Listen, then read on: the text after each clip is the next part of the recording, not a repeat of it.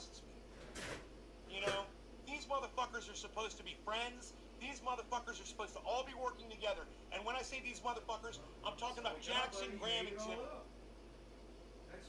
And the fact that Jackson feels like this is an opportunity to take one of their side over the other one and throw the other one under the bus completely while doing it, you know, and try to ruin his fucking reputation while doing it. Debbie, what a surprise! What's going on? Hello. I think I get. Hey, Karen. He doesn't want to What's talk up? to me. I think I understand. I think maybe I went in there one day and I made fun of somebody that said based because it's the stupidest fucking word I've ever heard in my entire life. That's right. And you know what? A week later, I was in there. I went in there and I was like, people who say based are so stupid. That is a personal attack. He's a kid. It's like you're just trying to be so cool, and that's all Jack Nichols says. Based, man, they're so based. Man, it was such a based decision. It was well based, man. They're so based, man. So based. I'm so fucking sick of that word, dude. It's only been out for a week, and I'm already sick of it. Hey Jerry, I'm good. Hey Jeff Lund, hello. The J's, the double J's are here. JL, like I wouldn't notice. Nick Brown, hello. Hippie chick, hello. Hippie chick Nick Brown, I see the rhyming. Token David, hello Token David. How are you today, Token David? The biggest problem I have isn't the attacks on Graham. It's his inability to fucking hear Graham during the debate. Jackson sat there and listened to the whole fucking debate, didn't hear a fucking word Graham said. I got mad. That drove me crazy. I was mad. I'm like, hey Josh. You're just there to disprove Graham. You've been waiting for a half hour to watch. Jerry, hell yeah, man. The time has arrived. Hey, let's dance a little bit. Hey, it's time. Hey, look at us. Hey. And if you had just shut your fat fucking mouth and listened to him for the first 5 minutes of the goddamn debate, you would have already seen, oh, okay, well, this whole debate was based on a false premise. Graham doesn't support mandates. Wow, how stupid. So you're gonna argue a point now? You're gonna argue a point that he already fucking surrendered? What the fuck kind of a fight is that? You know? Jesus fucking Christ. Just have a little bit of. I got a show for y'all today. We got shit to talk about, son. First, we're going to start with a video. I thought all of us were interested in Medicare for all. This is crazy, right? A video from a couple days ago. Graham Elwood was nice enough to like my tweet that I sent him, and that means so much to me. You know, he heard me. It's nice. I said, Graham, I got your back on the... Actually, it wasn't a tweet. It was a private message. And he messaged me back. He said, I appreciate you. And it just meant a lot to me, you know? Because he means a lot to me. He's an important person in my life. He's helped change me to make me a better person, you know? And that's a big deal. So,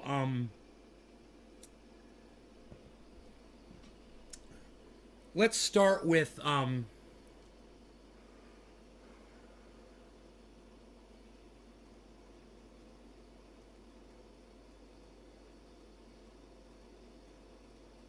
Max Blumenthal. All right, let me just say this.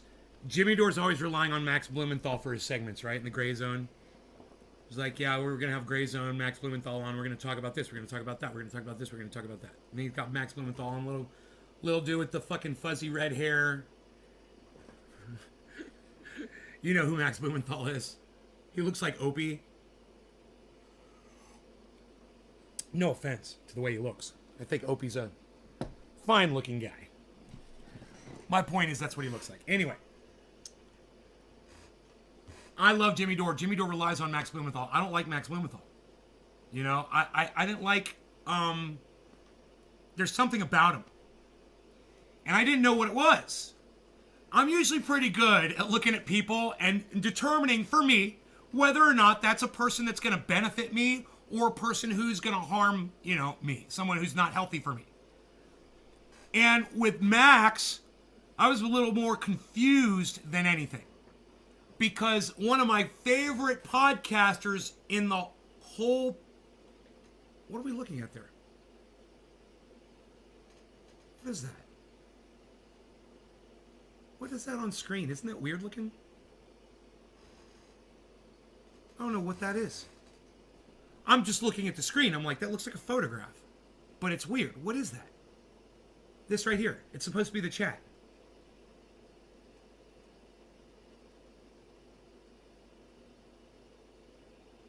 Huh. Home Twitter. Oh, I guess that's a photograph from Twitter? Okay, I don't know. I don't know. Give me a second. Let me get the chat up here, guys. Huh.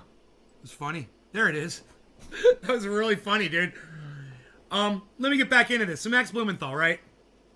Jimmy Dore, somebody that I really have a lot of respect for, and I have a lot of love for Jimmy Dore. And then he has Max Blumenthal on, and so that tells me that Max Blumenthal is someone I should trust, right? But then as of late, Jimmy Dore's been having questionable people on his show. It's questioned my assessment of Jimmy Dore's ability to have legitimate people on his show, legitimate guests that are healthy for me, right? All of that to the side. And then we look over at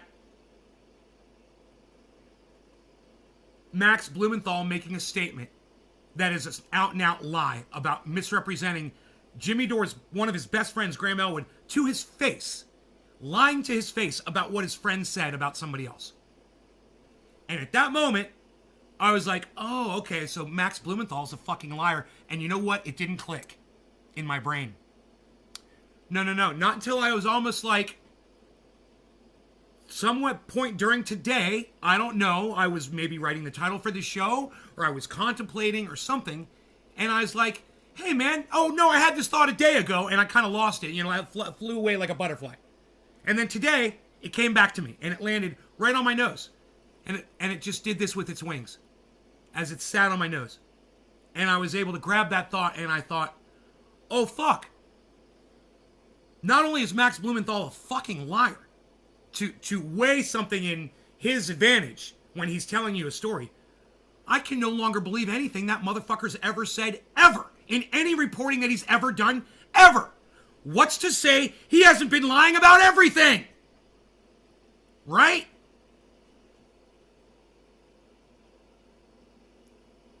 All right. Let me ask you a question.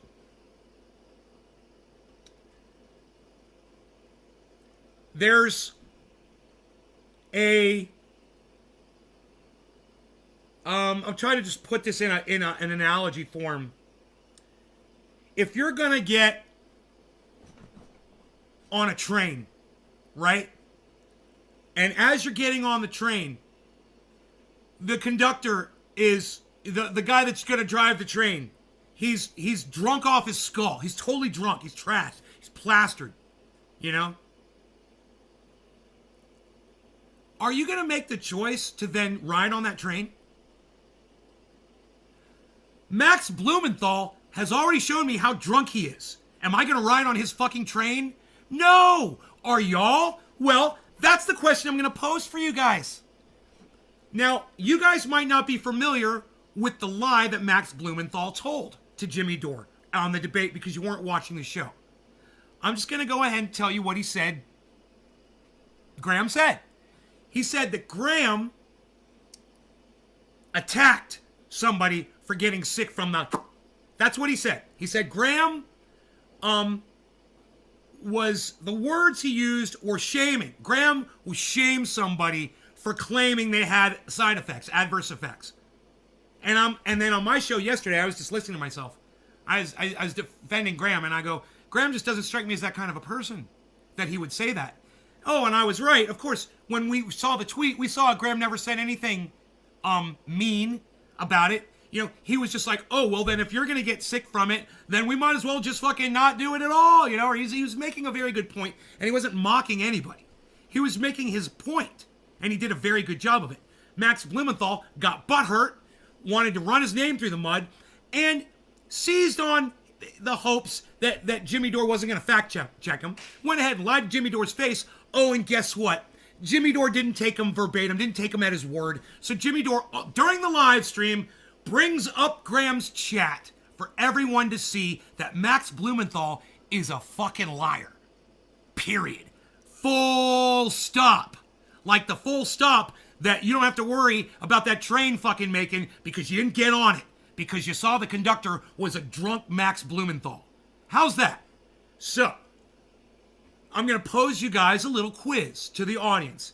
After what I told you, if you still trust Max Blumenthal to bring you the news about Syria, about Lebanon or Israel or what's going on in Palestine or with, anything else that he reports on anywhere around the world, give me a 1. And if you think Max Blumenthal is a huge piece of shit liar and you'll never trust another word he said, and you can't ever trust anything he ever fucking said, because he already proved to you that he's a fucking liar, that he lied right to everybody, with provable evidence to show that he lied. Here's the tweet. Boy, you're a reporter? Huh. Could have fooled me. Give me a 2 for the big lump of shit.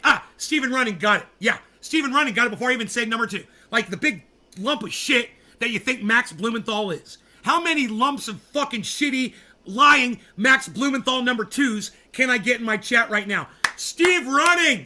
Trendy Nick. Yes. Thank you. Thank you.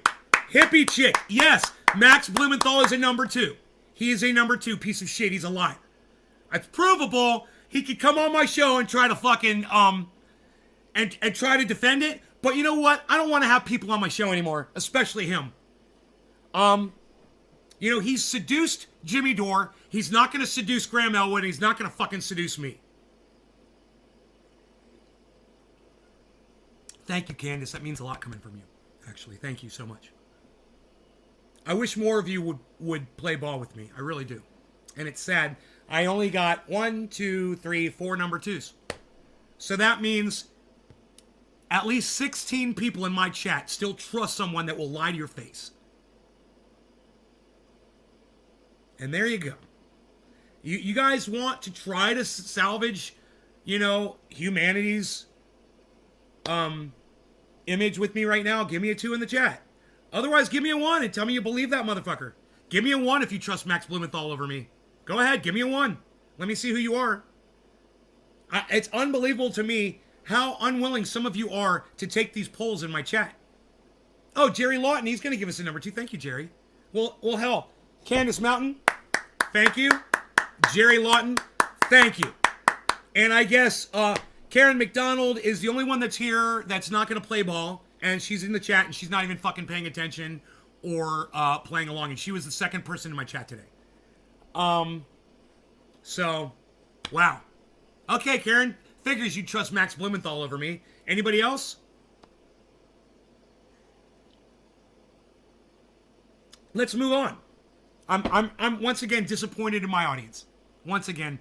But I'm not so upset about it this time. Now I'm getting used to it. Let me just say this.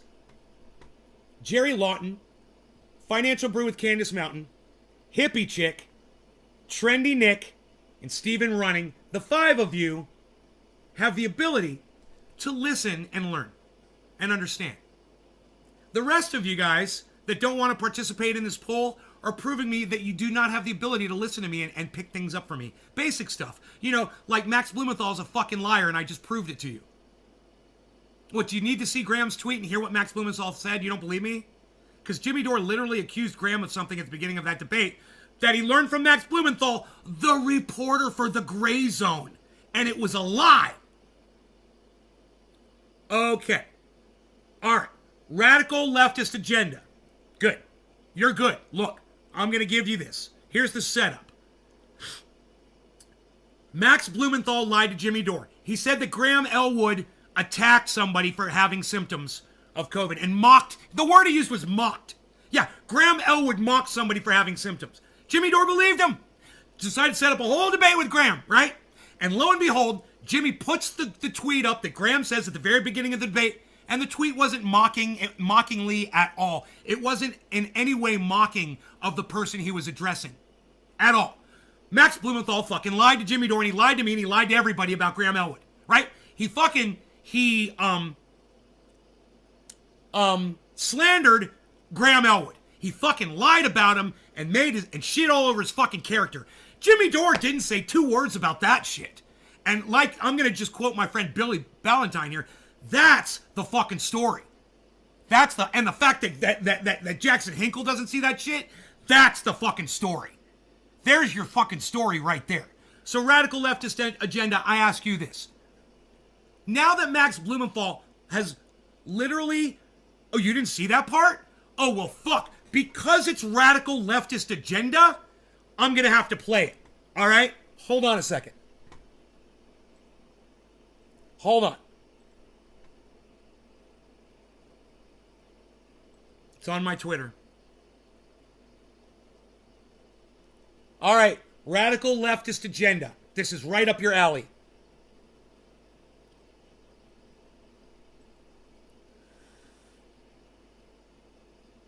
You'll listen? All right, good. You're going to like this.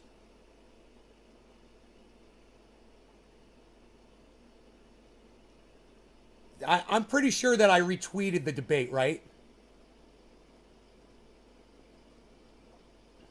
Yes.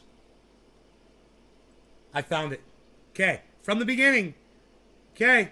Now watch me win you over. What I'm going to do right now, I'm going to prove to you that Max Blumenthal can never be trusted, ever. Okay? He's a fucking liar. Size this. 90% vaccination rate, they don't have these problems. I'm going to prove to you that Max Blumenthal is a liar right now, okay? Our view is that the oligarchy and the establishment is trying to divide us, and they're using COVID to do it. And then we're going to do Kyle Kalinske. Then we're going to get to Kyle Kalinske. And you're not going to want to miss the Kyle Kalinske segment after the Graham Elwood, Jimmy Dore, Max Blumenthal. So stick around, guys. You're going to like it. Push here at the show is don't. And we're not going to be on Jimmy Dore much longer, guys. It's at the very beginning of the debate, and that's it. We're not going through this again. Just so you all know, it's only going to take a second. He says at the very beginning, he's going to pull up Graham's tweet. He's going to say what Max Blumenthal said, and then you're going to hear me call Max Blumenthal a fucking cunt lying bitch. Blame your neighbor for the pain you're experiencing because of COVID or the COVID lockdowns or policies, but keep your eye on the oligarchy. And so, in that spirit, this is the setup, right? I love it. We had Max Blumenthal on, and we were talking about people who are. So I've been injured from the jab, and so which I have to now live with, and who knows for how long? Maybe the rest of my life. But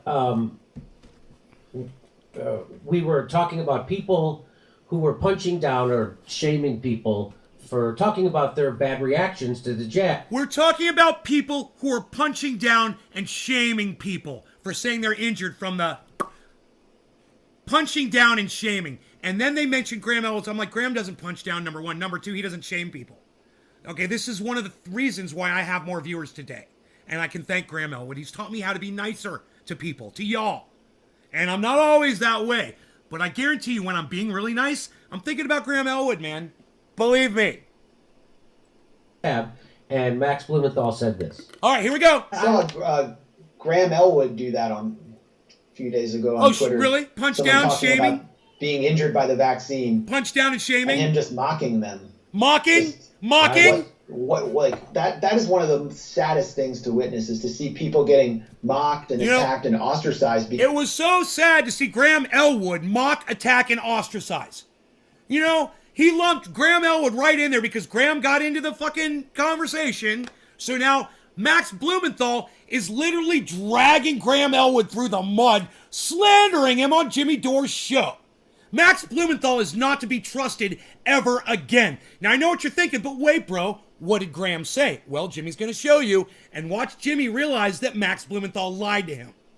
Because they have the... Watch. They have the temerity. They dare to say that they were no law regarding cannabis. Cannabis is just for all. Cheers, everybody. I mean, it's happened to some people. Now, top of the hour. At first, in Max's defense, that does happen all the time. People have mocked me. People called me a liar. People called me an anti-vaxxer. People call me all kinds of things. Of course, we know what happened to Eric. Sure they do. What is his name? I'm not denying any of that. We saw what happened. All of a sudden, he became a pariah and a racist and everything. And so I want to get so that does happen. But here's what Graham said. So I want to just to be clear. This is what Graham said. So the woman said, I did the shot for the greater good, then got a mini stroke from Moderna, and have found out that most of the left is blind to vaccine injuries, and the rest have no sympathy. So that's what she said. And Graham said this. This is what he said. Look. So get rid of... So let me back up, because something she said was false premise on there. She said most of the left, like she's some kind of a goddamn poll taker. Did you guys catch that? Look. I found out that most of the left is blind to vaccine injuries. Let me just say this. False premise. How could she know something like that? She's straw manning. So Graham, on her false premise, Graham had a right to be a little bit snarky because she's throwing down pieces of fucking straw. You understand what I'm saying there, guys? She's already a fucking liar. Right? So Graham, could take a little bit of attitude towards the fact that she started with a fucking lie. Okay, that being said, now you know what Graham was building on. Graham said. So the woman said, I did the shot for the greater good, then got a mini stroke from Moderna, and have found out that most of the left is blind to vaccine injuries, and the rest have no sympathy. So that's what she said. And Graham said this. This is what he said. So get rid of any medication that someone has had an adverse reaction, or outlaw zinc as my ex-wife is allergic to it. If we didn't have the vaccine and did herd immunity, over 2 million would be dead. All medicine is bad, no gray area. Now... Now I'm just going to go ahead and say, at what point in that tweet does he attack the woman besides responding to her? And at what point does he mock her or doubt what she said?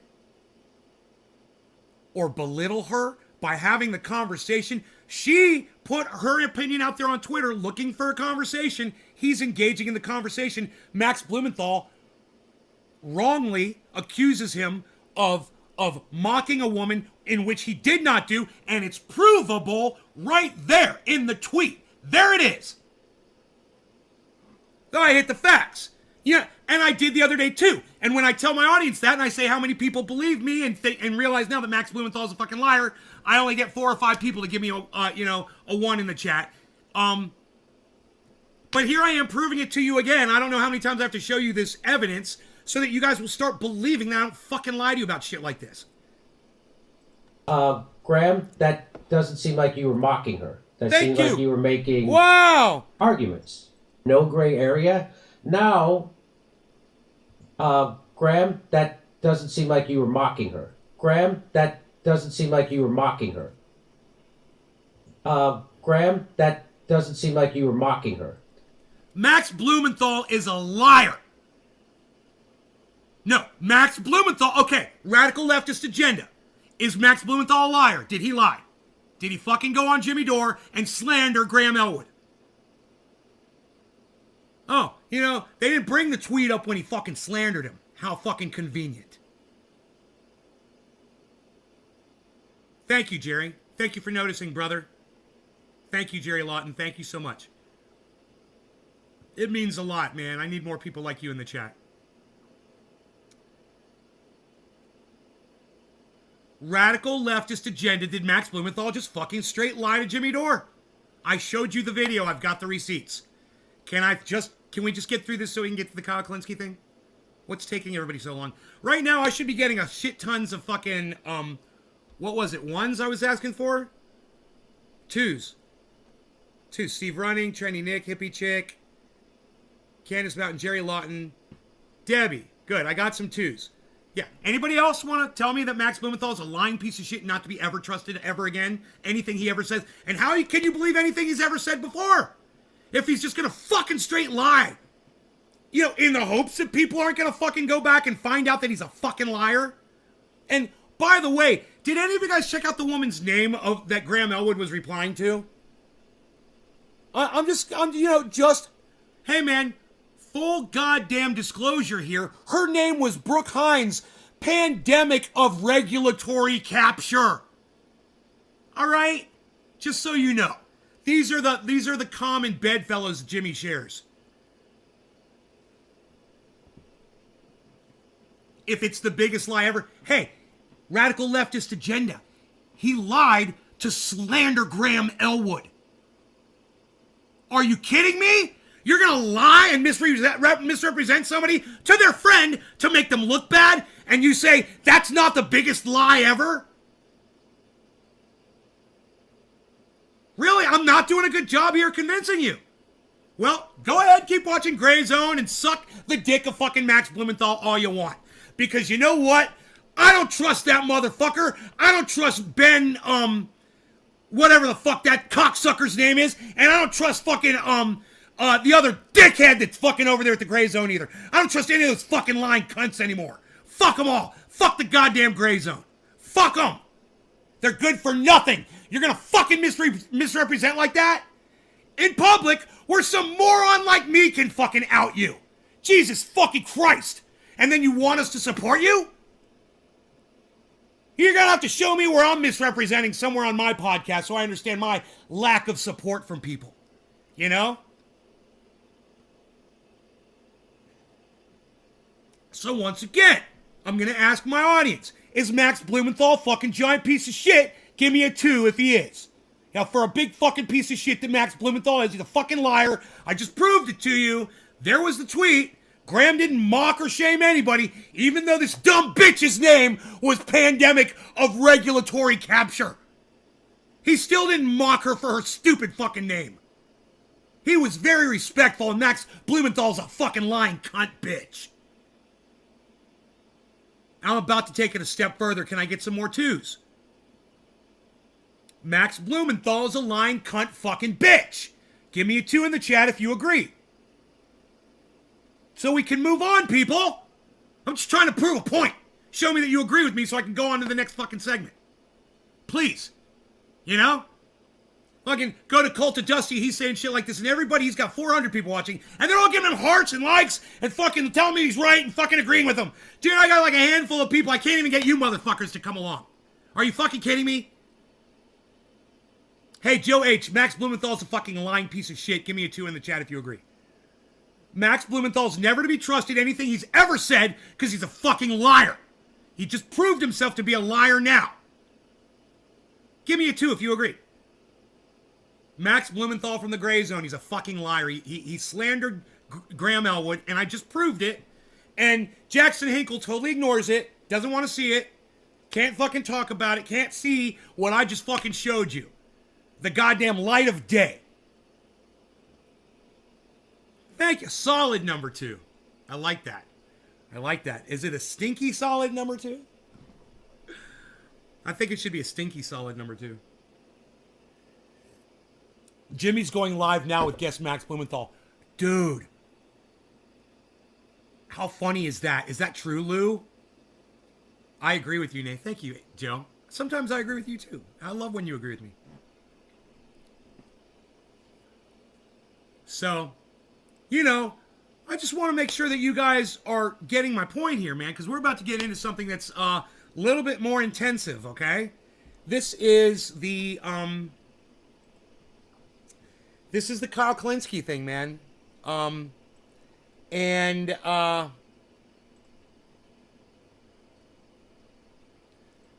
You know, I don't know how much of a background I really should give you before we play the video, or let's just jump into it.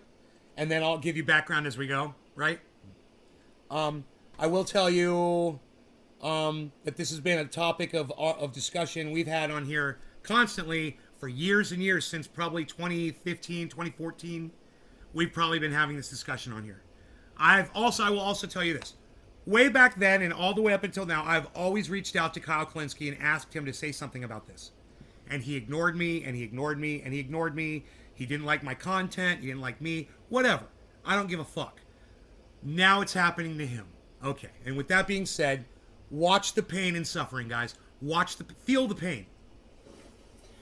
All right, y'all. So a little bit of a red alert video here. I just watched a really fantastic clip from David Dole of the Rational National. He's a fellow lefty YouTuber.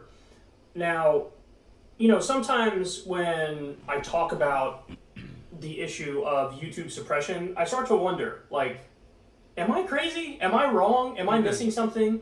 Because look, I have a YouTube rep, and he's a lovely guy. Like, Genuinely, like, I like cannabis. them. Cannabis is just for all. Cheers, everybody. But I honestly believe that even the YouTube reps are kind of kept in the dark as to some of the broader macro picture stuff that YouTube is doing. And, you know, so I talked to this guy, and he really swears up and down, like, the algorithm's not hurting you, it's not hurting other lefty YouTubers, and stuff like that. And so, you know, it does give me pause. I mean, look, I've been in this for about a decade, and I know the way that the system works. But when you hear that, you know... The guy's lying to your face, and you love him. Did you guys hear that? He loves somebody that lies to his face. Can we hear that again?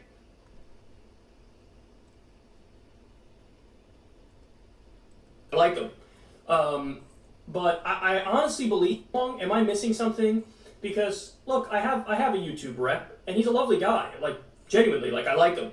Rep, and he's a lovely guy. Like, genuinely, like, I like him. I have a YouTube rep, and he's a lovely guy. Like, genuinely, like, I like him. So, all Crystal ever had to do was Kyle was spit on his face and tell him it was raining.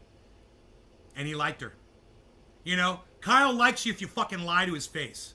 It doesn't even make sense. Hey, I like my YouTube rep. He lies to me constantly and tells me that the YouTube algorithm... Now, he's about to go through the entire show and tell you how he knows the algorithm's been fucking him up his ass all along. So how could he say that he likes his YouTube rep? Hey, Kyle, fuck your YouTube rep, dude. You're a sucker, man.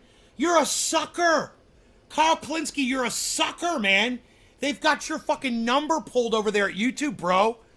Jesus Christ.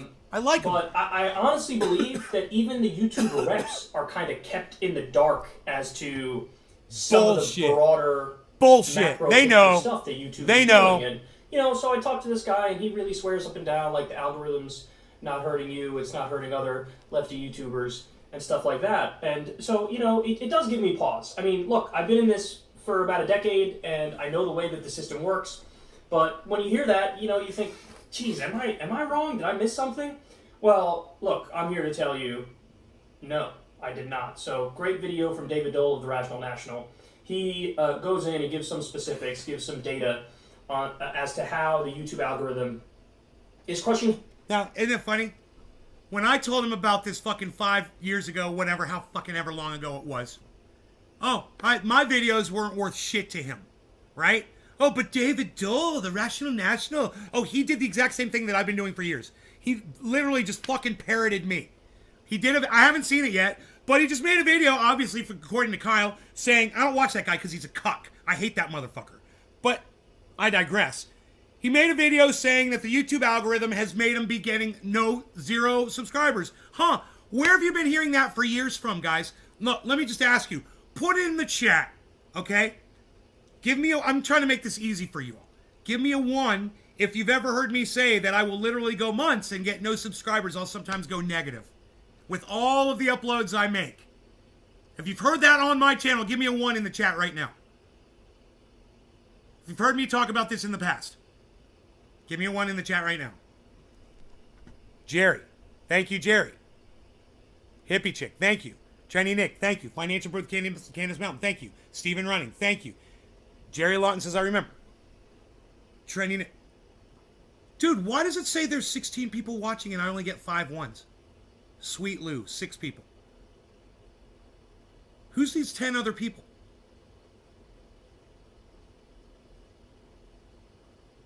Hey, if you've never heard me say that I get 0 fucking subscribers on this fucking channel, give me a 0. If you've never heard me say that my subs have been subverted on YouTube, give me a 0 in the channel. If you've never heard me talk about that before. Hey, Camille, what's up? Derek, 6. Okay. Wow. Him. Again, it's not just crushing him. It's crushing me. It's crushing virtually every independent media outlet that you can think of. Oh, That's really? Not hyperbolic. Oh, really? So, what did he show? Well, crushing look, us, his huh, channel Kyle? almost Wow. has 500,000 subscribers. Wow. Oh, now you're going to do the math? Great. What? You know what's funny? It's like, wow, news to all of us, guys. Kyle's giving us news that we've never heard before. Yeah, I know YouTube legit hates me. I know. But now they hate Kyle. And now they hate David Dole too. Right? Watch. They're getting the same thing, man. And it hurts because you know what? These guys used to have a voice. and they could have done something about this years ago when I was appealing to them. Exactly, Camille. Welcome to the party, Kyle. Welcome to the party, bro. We've all been here waiting for you to walk in the door. And I swear I'll punch you in your fucking jaw if you call it racist marijuana one time. When I hand you this bong and let you smoke my cannabis, you better fucking call it cannabis, Kyle. You better fucking call it cannabis, Kyle. Now, for those of you who don't know, the way that YouTube used to work is that basically the bigger you get, the bigger you can get. So it's almost like the growth is exponential. So you already reach a big audience, which then serves your videos up kind of in a meritocracy type way. It then serves your videos up as recommended videos to new people. Then they watch it, and some percentage of them end up subscribing too. And so you get a lot of growth. Now, during election years, we found on my channel that we would grow about 30,000, 40,000 subs a month.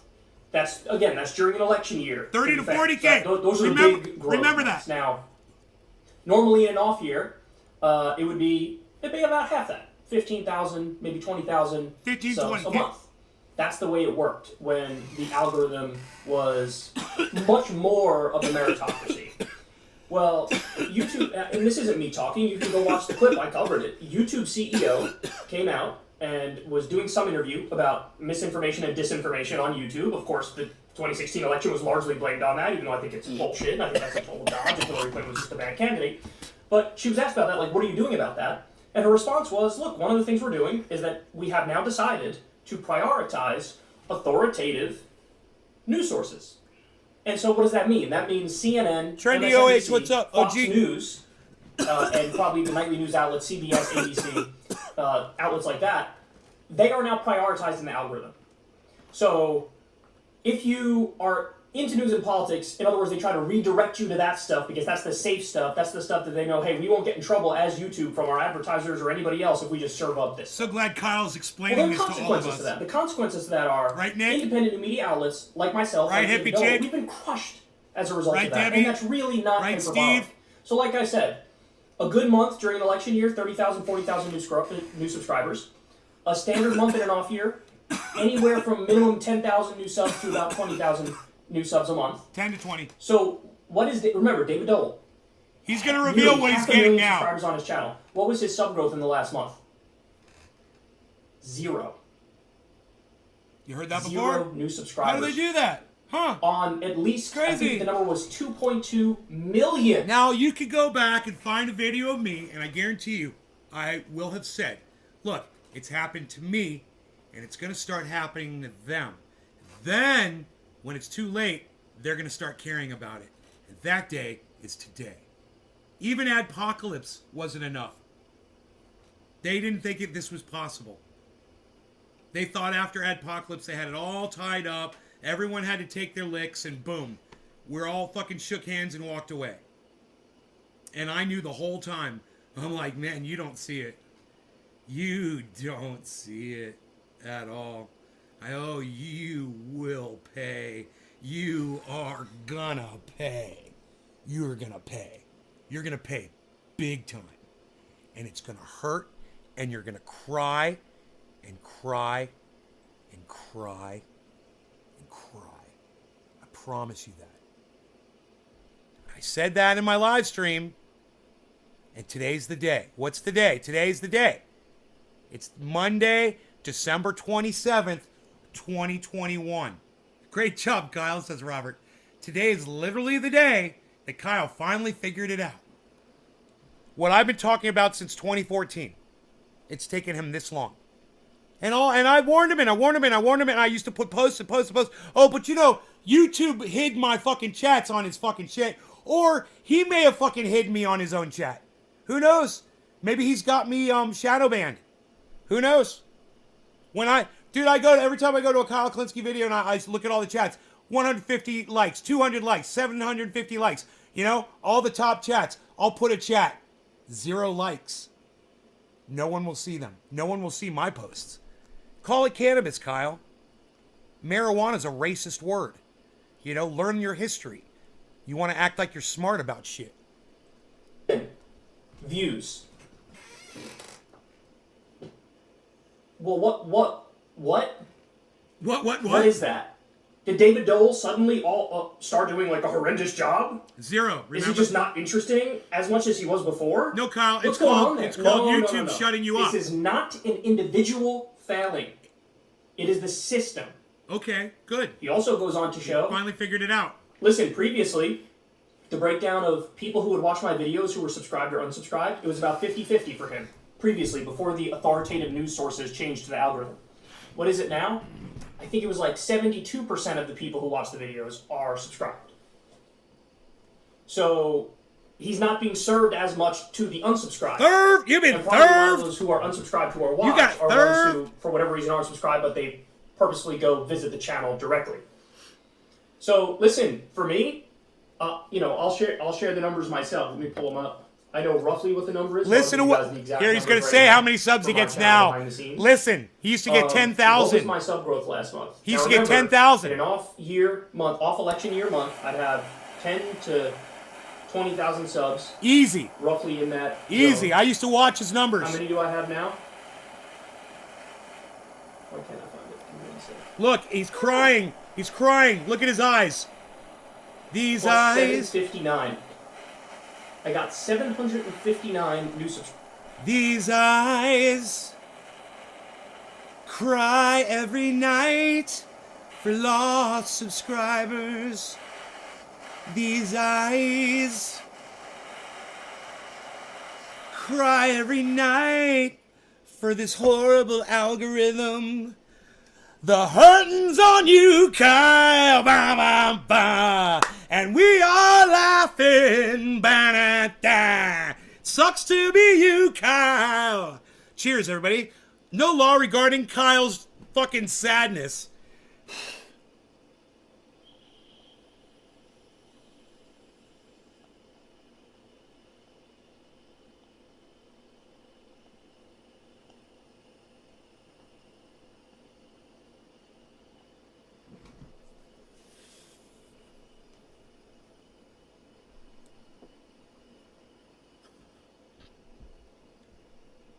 God, his tears are so sweet.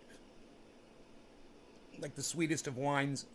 Subscribers. Now, another thing I'll tell you, personal experience on my part, is when I go look at the back end of my YouTube channel on the dashboard, there will be wild fluctuations from minute to minute.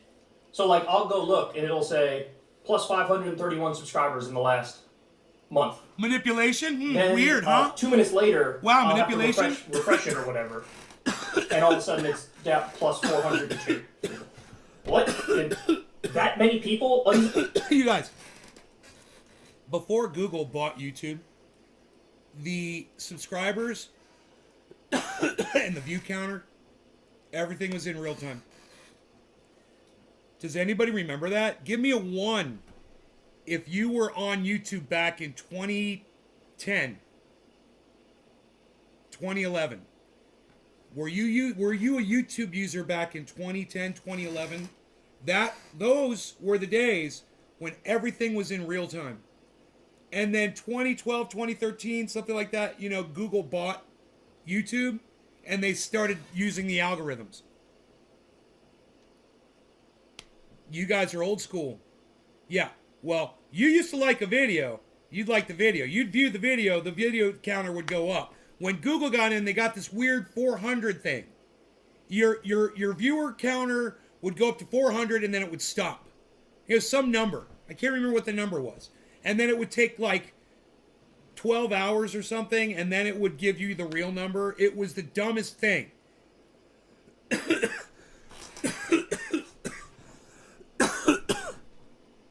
I used to record myself singing. Subscribe. I bet that was a rude awakening, huh, bro?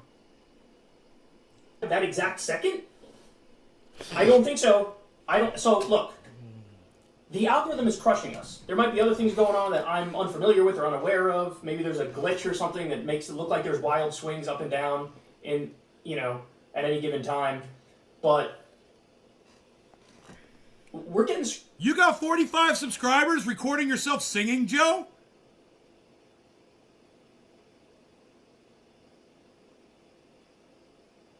I'm impressed.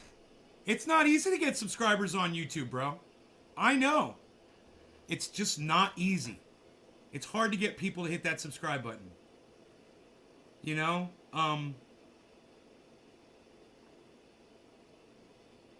Yeah, man. I didn't know that. Respect, bro. That's good. Screwed, man. We are. And the downside of this is... Oh, there's a downside, everybody. No new sub growth, no recommendations to new people of our content means the particular message... You guys, there's a downside to YouTube fucking not allowing you to get any more subscribers anymore on your channel. There's a downside to that. Kyle's going to explain it to us. Everybody, oh, do go on, Kyle. We're so interested. And flavor and variety of my show and David Dole's show and other new media and independent media and alternative media shows, it doesn't get out there as much. Crystal Ball has first-hand experience with this. When she was with Rising, she got in the top tier of the algorithm, and so she would do a monologue and get 1 million views. Now, I don't think they're in the top tier of the algorithm, and they get way less. Now, I get it. You know, the channel's new. It's going to have less for a while. But they've been at it for a little bit by now, and I have no doubt that they're not getting favorable treatment either. Now, maybe they're in a slightly higher tier than myself or David Dole, because I think it's probably a tiered system for the algorithm, but it's certainly not what it was before, when they were the authoritative news source tier.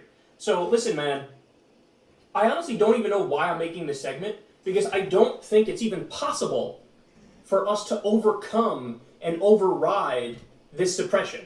And you know what he also understands, and he's about to get into that, is your subscribers don't care about this. That's the worst part.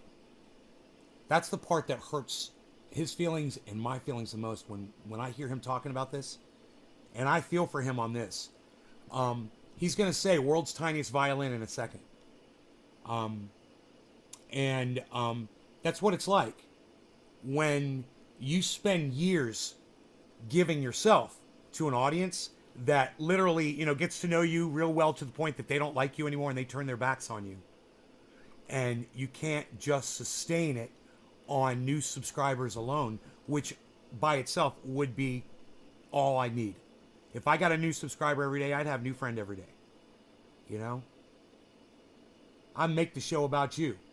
You know? It's easy. Hey, have I ever made the show about... Hey, give me a 1 in this chat if I've ever made a moment or a show about you in this chat. Give me a 1. Have I ever done that for any of y'all? You know? It's to not be selfish and to give and give and give. And then you just expect, a little bit back from a massive amount of people that's just going to keep coming in. And it's okay if some people get butthurt or whatever. They'll leave, they'll come back. But you've got this influx of people, right? Well, this is what fucking hurts. I straight bash you. Joe H. Billy's like 1. Nick's like 1. Jerry's like 1. Freaking Oracle says yes. Freaking Oracle has a problem with his 1 button. Hey, freaking Oracle's 1 button's broken on his keyboard. You talk to your people. I try to talk to my people, Jerry. It's what I try to do. On Kyle Kalinski's level, it's fucking impossible. When he live streams, I'm sure he has, 50,000 people probably watching him when he goes live. I would think it's some crazy amount of people. Well, at least I'm sure it used to be that way. Now that they, of course, control the numbers, he probably doesn't get numbers like that anymore. But he could have. My point was, I just wish he had said something about it when I warned him about this years ago, when I was putting up videos addressed to him and asking you guys to tweet it at him, and I know you guys were tweeting the shit at him. And we would make videos and say, dude, the algorithm, will you say something about it? Can you help? Can you do a segment on it? Can you do a deep dive into it? It might not be affecting you, but it's affecting me, and it's gonna get you, and if you don't say anything now about me while you have a voice, they're gonna take your voice down too. Boom! Today. What's the day again? It's December 27th, 2021. That was the day Kyle Kalinski finally realized what I've been talking about for years and years and years and years. But I'm just some stupid old man that curses. I really don't. But I guess what I'm doing is I'm just begging you guys to help me find a way around it. I mean, share this stuff as much as possible on whatever social media outlets you have. Send it directly to friends, family, or whoever. you know, if you're one of the people who happens to watch pretty regularly, but you're not subscribed, please subscribe. I mean, shit, I'm right at the doorstep of 1 million subscribers, and I'm not kidding when I say, I don't think I'm ever going to get there. Or if I do get there, it'll be in like 3 years at this current pace. Unless something changes, unless the YouTube policies change. Because look, again, I like my YouTube rep, but I think they keep him in the dark. As soon as YouTube announced we have a new algorithm, and that algorithm is we're going to prioritize authoritative news, I was done so. From right then and on, I basically gained like no subscribers. And so the views do not go up as a result of that. So we're sort of stuck in neutral, man. And look, I mean, I know, right? Play the world's smallest violin, but like I'm doing everything I can on my end. I'm still pumping out a whole bunch of content. It's still the same stuff that I was always interested in and always cared about and always try to cover to the best of my ability and be as objective as I can, also as interesting as I can, so on and so forth. And we have just hit a brick fucking wall. And David Dole literally hit a brick wall. I mean, shit, he probably killed for 759 new subscribers. He got 0 last month. So, look. And there are people who have it worse than me. I think Jordan Sheridan is in an even lower tier than both myself and David Dole. I mean, he's got 100,000 subscribers. He does a live stream and gets like 5 viewers. Listen, I understand if you're a little scared. Oracle is trying to make a pre-recorded video of hodl importance, and he keeps getting interrupted. So, on pause for now. What's interrupting you, Oracle? Why can't you finish your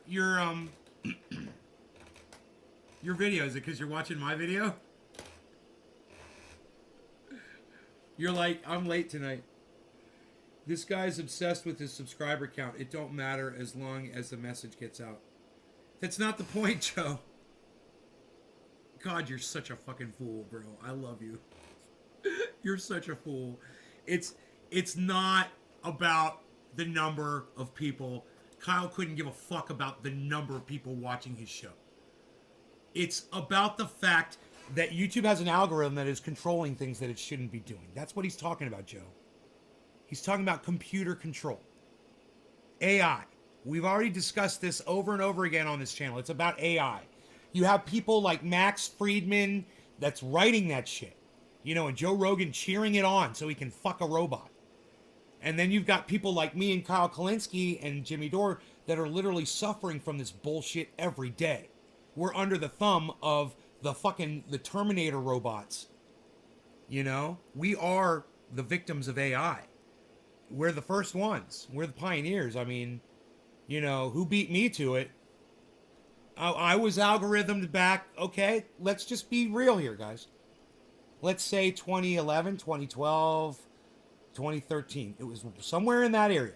So I'm going to say, you know, I started getting algorithm. And I could show you the charting to prove it to you. You could see how they started subtracting subscribers, all that shit. I made videos about it. It's documented. Provable.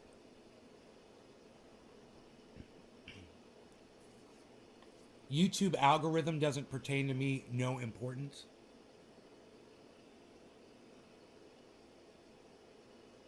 Yeah, all right. Well, Joe, you're the least empathetic person that I've ever met in my entire life, bro. I mean, I can't even believe that you're giving your parents Bitcoins. Unless, Joe, are you just lying about giving your parents Bitcoins? Was that a lie that you just made up? You would never probably give your parents even a fucking Christmas card, would you? You just don't seem like that kind of person, man. A YouTube algorithm doesn't pertain to you. No importance. Okay, mister, how many subscribers did your pathetic channel get? What was it? 45 subscribers. Yeah, 45 subscribers, guys. But the YouTube algorithm didn't have anything to do with it on Joe H. Come on, dude. Skeptical, and you say, Kyle, there was a big election. So easy to disprove you, man. With your own words. Organic. I can understand why you would think that. But what you need to understand is, I've been in this business for about a decade, and I know the ebbs and the flows. I know the ups and the downs. I know the peaks and the valleys. And when I tell you, the way the algorithm used to work is, even in an off-election year, on a random month, it would still be 10 to 20,000 new subscribers a month. I'm not kidding. Right. It was always like that. Right. And now, there was a month where I lost subscribers. There's, now it's, like I said, 759, which I'm not gonna lie, is actually pretty good for my recent trends. David Dole, 0 new subscribers when he does a fantastic show, and his show... Did you hear what he just said? He said there was a month when I lost subscribers. Did you hear that? He just glazes right over it. The way the algorithm used to work is, even in an off-election year, on a random month, it would still be 10 to 20,000 new subscribers a month. I'm not kidding. It was always like that. And now, there was a month where I lost subscribers. There's, now it's, like I said, 759, which I'm not going to... There's, now it's, like I said, 750... There was a month where I lost subscribers. There was a month where I lost subscribers. There was a month where I lost subscribers. There was a month where I lost subscribers. When you're getting 10,000 subscribers a month, and there's a month when you're negative subscribers, and you don't think that's algorithm, or you're not talking about it, Facebook algorithm is trash. Hey, Amor, yeah, you gotta come back in with a different word. Come in, I don't care if that's your fucking name. I don't give a fuck. Come back in with another name onto my live stream. Alright. You're blocked.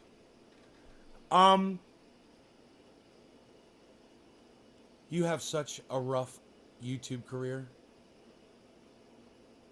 Yeah, I suggest you come in on YouTube under a different name. But you don't use that name. If your parents named you that, if that's your real name, which I doubt, your parents are cunts.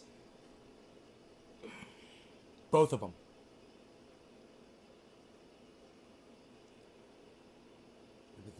You have such a rough YouTube career. 4 Bitcoin with proof of transfer. And I have empathy. You have such a rough YouTube career. It's all right, man. Look, I went back a couple of, maybe, I don't know how long it was. Maybe it was, I was watching a video, and it was maybe a year ago or something. I don't know, maybe 2 years ago, something like that. Anyway, I was watching an older video for some reason, and there were 50 people watching me, and I was not affected by that at all. And I was watching myself, and I was like, I don't remember being like that at all. I don't remember. God, there was a time when I'd have 50 people watching me on the average, and it didn't mean anything. I was like, just doing my show, regular show. And now I realize I can no longer do that. I can't just do the show the way I used to and have 50 people watching me. And I realize I don't have those numbers anymore, It's... Kyle's an algorithm expert. No, Kyle is an algorithm victim now. And he's admitting it. It's like a 12-step program. The first thing you got to do, Nick, is admit that you've got a problem. And he's admitting he's got the problem. That's why we're all like, welcome to the party, Kyle. Welcome to the fucking Algorithms Anonymous Club. It's AA for YouTubers. Algorithms Anonymous. You're welcome. I'm a genius. There's, now it's, like I said, 759, which I'm not Billy and I could write a movie script. Trends. Billy, we should write a movie. 0 new subscribers when he does a fantastic show, and his show should be getting out there to the world. It's really frustrating, we could call it Algorithms Anonymous. Look, I'm not asking for special treatment or favorable treatment. Neither is David Dole. I'm just asking for a level. No! This is the movie, and this is the premise. The movie is called AA. Right? And the whole movie is AA meetings. All these people going to AA meetings. They're interesting, right? And you're hearing all these stories from people. And they're really depressing AA-type stories. Kind of blurry and fuzzy because it's AA, so you're not really seeing the faces. It's going to be a really interesting movie. And at the very end, it backs out of all of the AA meetings. And it says, welcome to AA. And underneath it, it says, Algorithms Anonymous. And you realize the whole time, you weren't listening to people who had a problem with alcohol. You were listening to people like Kyle and me talking about our First Amendment rights being taken away from us on YouTube. Billy, let's write that movie. That's it. And all these people can be in on it. You guys are all in on the premise. It's a great movie. Bro, I've got a lot of experience in AA meetings. So I can really do a lot of good writing around that. You know? Dude. We can have a scene, bro, where everyone's sitting around a circle and they're somebody's talking and this old man breaks in and he's like, let me tell you about this time. And he starts talking about something that's off top, that's not appropriate for conversation in a group session. And the whole group just rags on the guy. Like, they're all like, no, bro, no, you're not going there now. No, shut up. Not again, bro. No. The whole group all at the same time. Everybody just attacks them. Oh, I remember this one time. I've literally got moments, personal moments that I could write a nano, but that I've learned. Dude, fucking blow up moments, people just raging. Oh, dude, so much entertainment, so much chastising and self-righteousness. Dude, I once went, you guys want to hear something? I once went into an AA meeting after I had left where I'd gone. I went to rehab, right? And I'd gone to all these AA meetings in that state, in the city, in the state. And I went back to Florida, and I went back there, and I walk into a meeting with my girlfriend at the time. And before it starts, some of the people that were running the meeting, they walk up to me and they're like, hey, man, we haven't seen you in a long, what's going on with you, bro? And, I told them I left, I'd come back to visit. I was there to see my sponsor and show my girlfriend at the time, the area where I was is beautiful, and take her around, and just tour around and shit. And they go, will you get up and speak? And I go, yeah, sure, I'll get up and speak. Yeah, absolutely. So they run the meeting, and I get up and I speak. And between the time that I had gone to rehab and been back to Florida, I'd been in a motorcycle accident. I'd broken my neck. And when I broken my neck, they gave me pain medication. I had 6 broken ribs. And it felt like someone was taking a knife and just stabbing it into my underarm, okay? So, right here, right into my underarm, it literally just felt like someone was taking a knife and just stabbing it. Like right there, see that hole? Yeah, right where that hole is. Perfect demonstration. It's like someone was just taking a knife and stabbing it right into my underarm. And just stabbing me. That's what it felt like, my broken ribs, right? And the broken neck wasn't helping either. So they gave me, the strongest shit. They gave me, Dilaudids or whatever the fuck. Because this was the craziest fucking pain. And they knew it. They knew the kind of pain I was experiencing. And I took some. And even though I was sober, I wasn't, the amount of pain, I remember the day I couldn't get to my medication. And I had fallen down in the living room by the guest room. And I had gotten kind of like, there's a bench at the end of the bed where you sit on to put your shoes on. And I had somehow like rolled on I was in so much pain. I was writhing in pain on the floor of my mom's house that I had rolled up under this bench. And my mom came over and she was like, what can I do? What can I do? And I was like, I need my fucking pills. If you could get them, they're in my, she knew where they were. She went and she grabbed them for me. Oh, 6 fucking ribs. Dude, it fucking sucked. I don't know, Mantis. I don't know. Have you ever had a broken rib before? Hey, give me a 1 in the chat if you guys have ever had a broken rib before.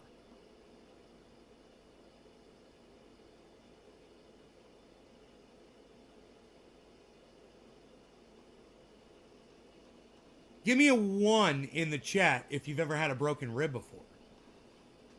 Broken rib. It's a common injury. I had 6. Motorcycle accident. I cracked 6 vertebrae in my neck, and I cracked 6 ribs. Nick, what was that like? I hear they affect your breathing, though.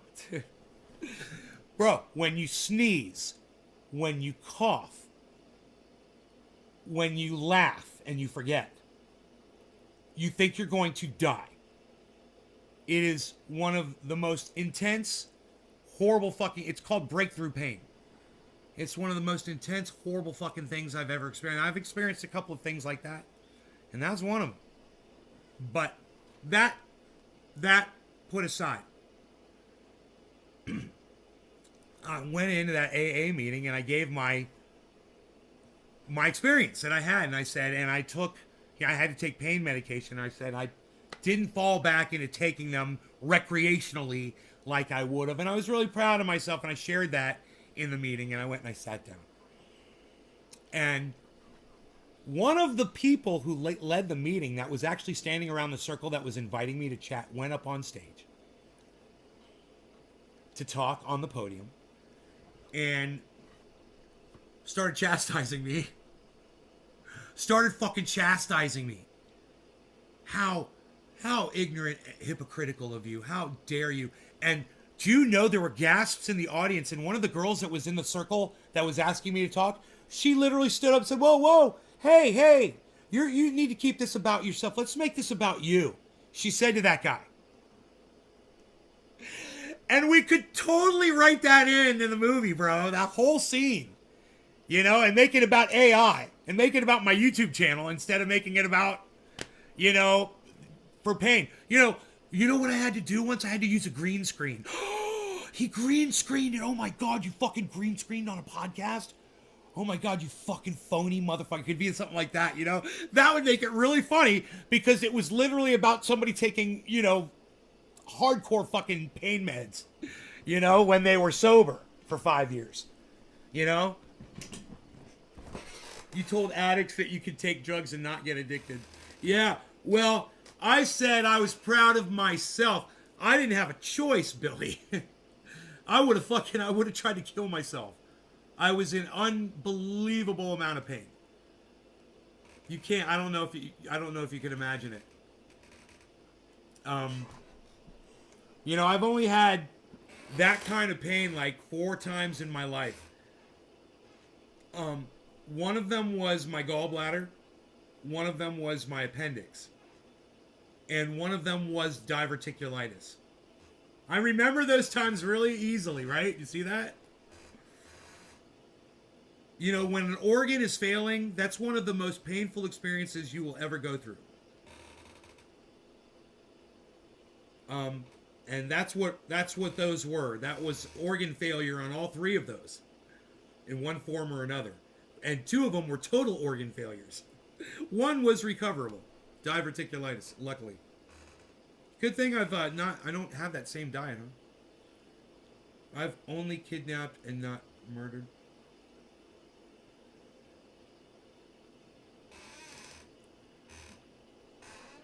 Sounds like something from a Dexter fucking episode. You know? Him and a bunch of serial killers sitting around chatting about their issues. Playing field. I'm just asking for YouTube to get their boot off my neck.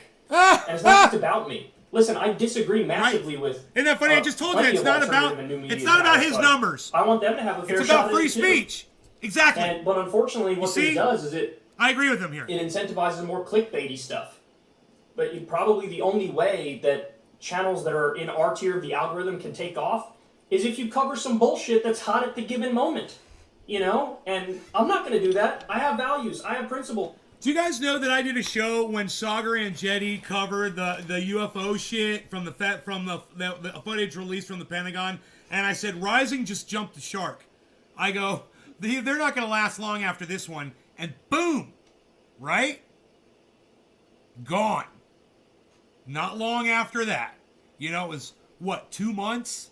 If that, they fucking shipped him out.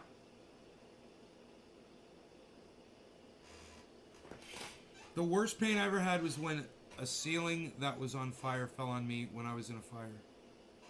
Brock Lesnar had that too. This guy is annoying with his subscribers.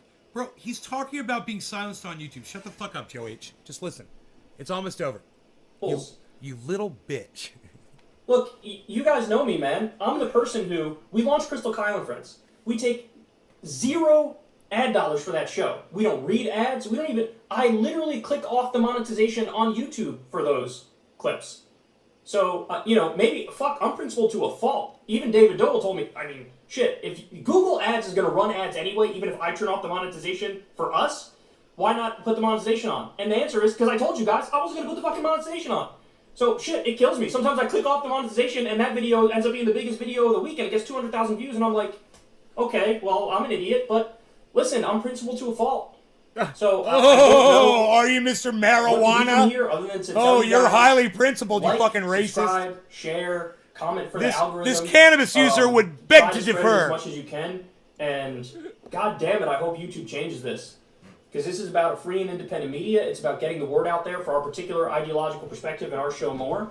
And it's fucking obnoxious, isn't it? It really is. Because you do all this work and you care deeply about the issues and you put it up there and the idea is if I build it, they will come. And they ain't coming. And it's not like they're not coming free of their own volition. They're not coming because YouTube is blocking people from coming. So, again, it's not just me, it's David Dole, it's Jordan Chariton, it's virtually every new and independent media outlet you know of. And, man, YouTube better change the policies. And final point is, look, I get it. Some people say go to Rofkin, go to Rumble, go to all these different places. YouTube is YouTube, and Twitter is Twitter, and Facebook is Facebook, and they're gigantic, okay? It's not as simple as just go to a new outlet and then you'll be okay. If the number of people who use those platforms is 20%, 30% of what's on YouTube anyway, it's not worth it. And there's already been like 2 or 3 other attempts to copy a YouTube, and they've gone under. You Steam make and a me bunch of others. feel like It's like, dancing. I am I want really to going to put dance that the time night investment away. in to not You make me yield feel results? like dabbing. Is that platform I going to want be to around dab for a the while? night Those away. platforms change. Really, I what want think to should dab with happen trendy is, names. and now I'm getting off You on make side me tangents, but you guys know feel this. I like think dabbing. First Amendment protection. Oh, yeah. It's not about how many subscribers he has, and I love that about him. It's not about him. He's using himself as an example, guys. What it's about is the same thing I say it's about. It's about our First Amendment rights being silenced, and that's the worst part. That's the worst part. It's not so much the money. I'm sure he's got additional. Oh, dude, it's really snowing, isn't it? He's got additional sources of income. And anybody who, let me just tell you this, guys, all right? Anybody who relies on Google as a complete way to make your living, you've got to be ready to accept what happens when Google fucks you, because you got to know what kind of a company Google is. And when you make Google your business partner, this is what can happen. So I have a feeling that he understands that. And he understands the ebbs and flows of his podcast audience and the market that he's dealing with. He also has a lot of other friends that do this on different levels. He's got a lot of information, All he's saying is the pain that he's feeling in his subscriber count is the algorithm making sure that less people hear what people like him have to say. It's not, hey, give me my subscribers back. I need more subscribers. You're fucking doing this to myself. He's not like that. He's just saying, this is what they've done to me, but this is how it affects everyone. It's just taken him fucking 8 years or something to catch up to me on it. That's all.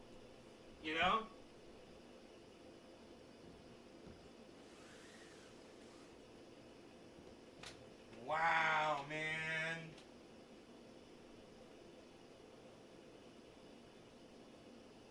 Wow. Holy shit. I love that I could see nobody's come up my driveway, because the snow tracks. Oh, even if it was human footsteps, I'd see them. I see goddamn deer tracks, Rogie tracks, Harl's tracks. It's fucking hilarious. So it's snowing again. Wow. I haven't rinsed off the satellite dish one time. I guess it's covered with snow. But I haven't had a problem broadcasting. I guess it's been coming through loud and clear, so. If you're a full-time entertainer, you should have entertainment insurance and an entertainment lawyer, period. Business insurance. Yeah. You know.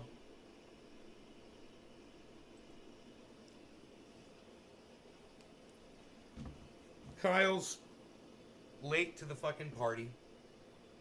He was warned. And, there's very little that can be done.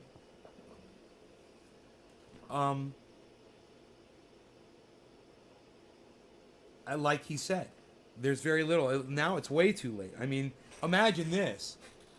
He was on Joe Rogan. You know? He was on Joe Rogan. He had a loud fucking voice, man. He's had the opportunity. But because he wanted to ignore my little voice, my little pipsqueak field mouse voice. Hey, Ice. What's up, brother? Yo, Iceman, look what I did. I anticipated your arrival. I put down some of the best. The very, very best. J Hood brings the best. Dabs around. Panoy's got some great dabs. He likes to throw them slabs. He'll throw them right on down. Yeah. And when he's dabbing, oh yeah, you know he's slabbing again. And then he grabs his dab. Now,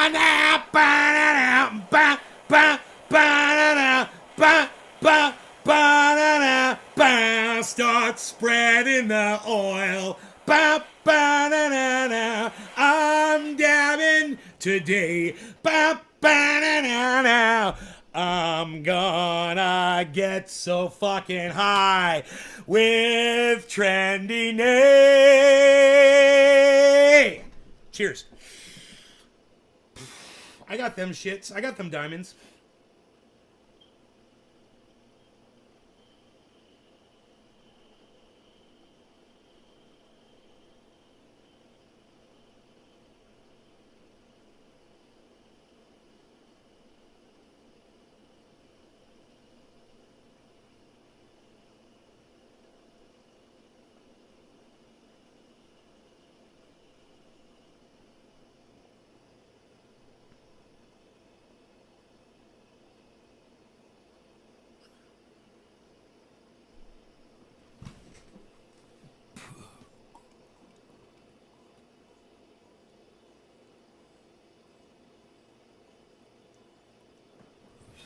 If I can dab some there, I'll dab some bump anywhere.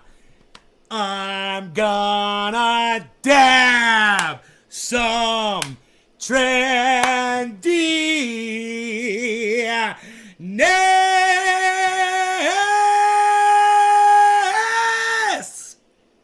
Trendiness. You guys like that? I'm going to dab some trendiness. My dad and I invented a magnetic induction coil for nectar collectors so you can dab with it. We had to go to a machinist to get a stainless steel tip because titanium won't work. Killer GB. If I can dab some there. Where's the goddamn chat at? Why wouldn't the chat be on the screen? Where the fuck is it? Why does this say window region? This is the wrong window region. Okay, I don't get it. Where's the chat, bruh? Psst. Nobody's even not doing the chatting. Hey, look at that! It's the Chizickety chat! Look at that! No, up on the screen. Tremendous, Nate. How's that vase working? Vase? What vase? found a great show with Jonah Hill, if you haven't seen it, limited series, Maniac. Dude, I saw Maniac. Dude, that show's fucked up, bro. I was pissed off at Jonah Hill for that bullshit. No. No, that was no. No. Have you gotten to the end, Billy? Dude, I was so fucking mad about that. I was so angry at Jonah Hill. I was like, that's so wrong, man. I was like, that's so fucking violent. Oh my God. It was like the most violent thing I'd ever seen in my entire life. Yeah, I've seen it. I was really angry at Jonah Hill. I remember that. You know, I totally watching him in Don't Look Up, I totally forgot I was mad at him. Isn't opium a plant?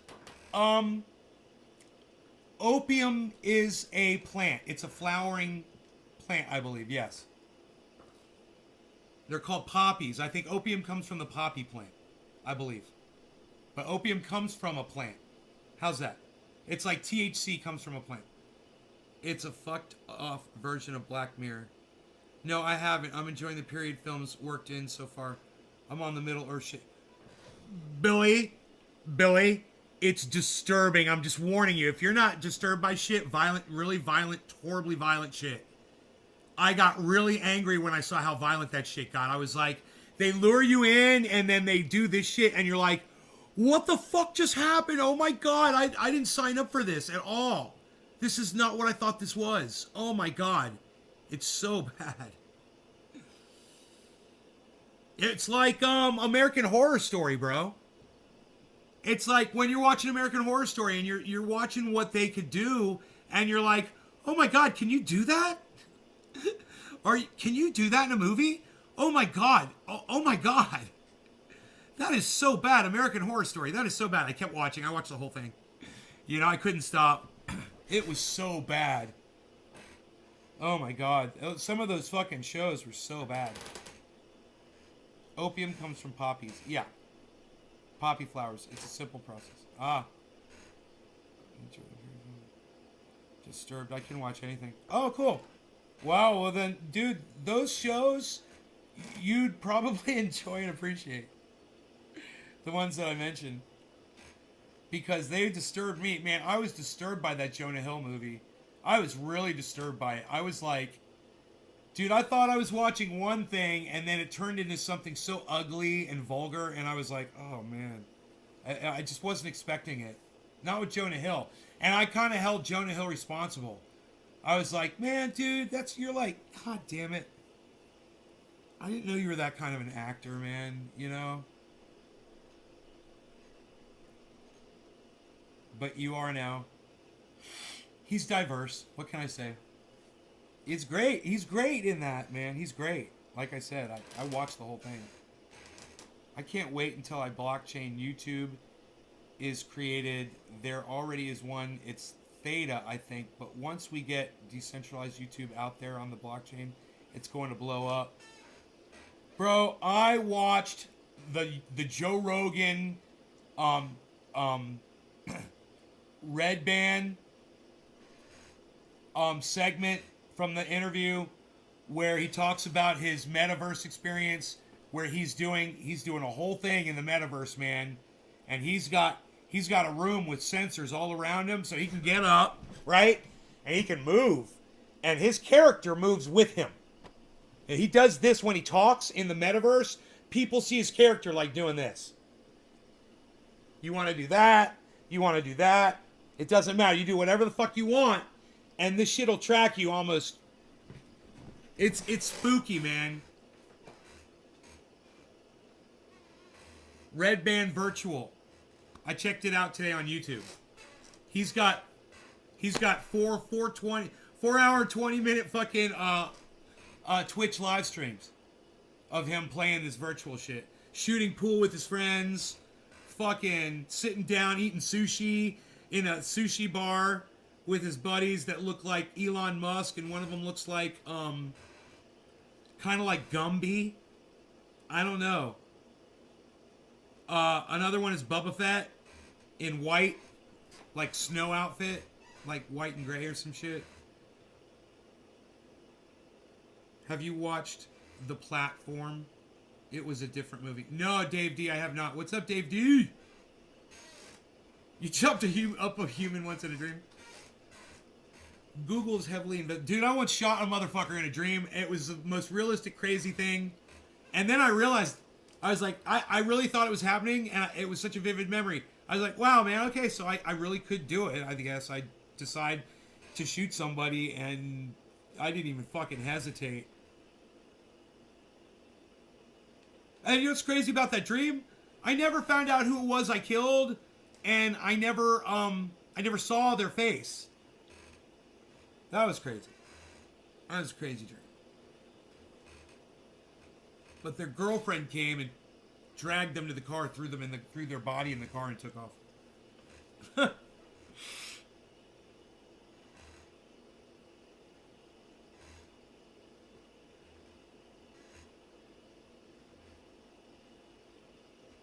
And it wasn't this house. It was my house I grew up in as a kid. The house growing up in, you know. It was that house. And I was sitting in a part of the house that went out towards the street, you know. And it started out as the first house that I was in, but then it immediately went to the second house that I lived in. Isn't that weird? And then the whole thing was the second house that I lived in. And then, it's all the memories come back from that dream when I start thinking about it. It's crazy. I remember thinking the gun wasn't properly... It made a weird noise when I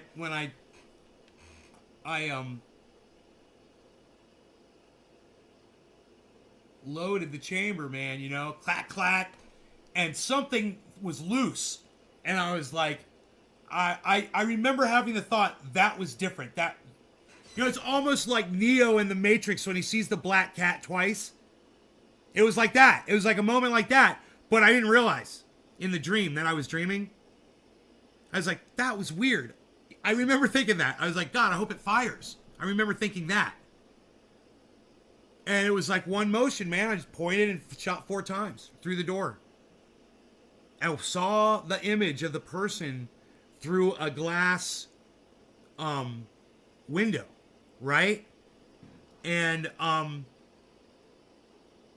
could see, you know, it wasn't a glass door. It was blurred out like a bathroom style, like the kind of window you would see going out to a... This wasn't how my house was. But in the dream, it was a door. And there wasn't a door on that part of the house there either. The door faced another direction. But this was a door. There was a door there in my living room, in my parents' home. And it was a regular door with a window that was like bathroom glass. You know, you couldn't see. You could only see an outline of somebody in a shadow. You couldn't see their face at all. And I remember when I shot through the door, that glass didn't shatter. So I never saw their face. But I went to the door to open it up. And by the time I got to the door and opened it up and looked outside, his girlfriend had already dragged his body across the yard and was throwing his body into the passenger side of the car. And I just stood there and I was like in shock. And I remember just standing there watching her, and I just kind of remember having this helpless feeling. Like I had no idea who it was or who she was or what was going on. And she got him in the car, and they were like about 100 feet away from me, you know? And I just stood there. And she closed the door, ran around, it happened really fast. She got in the car, and off she went. Boom. And then I woke up. This crazy fucking dream, man. It's like Enoch had a dream the other night, bro. He watched that movie, Don't Look Up, and he dreamt he was in the movie, like goddamn Last Action Hero, like the kid in the Last Action Hero. You know, oh, you'll pay. You are going to pay. You are gonna pay. You are gonna pay.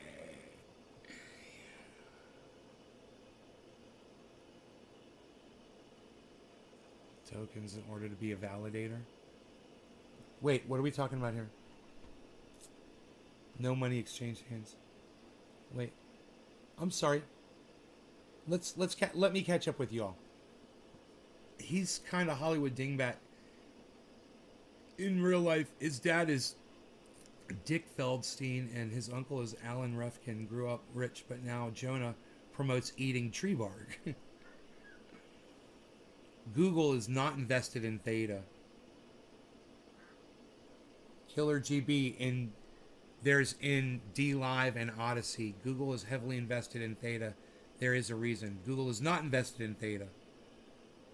He's kind of Hollywood dingbat. Okay, that was a strange girlfriend.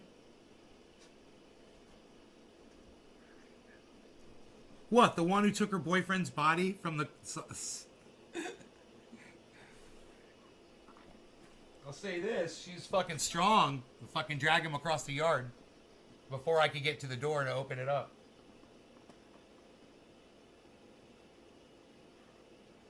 What? I told you. This is the last can of food. I wasn't kidding. That's all we got, pal. I'm sorry. I'm sorry. I could put you outside with the food in the snow. You want to do that? I can put you outside in the snow. Do this. Here, look. Oh, you're all.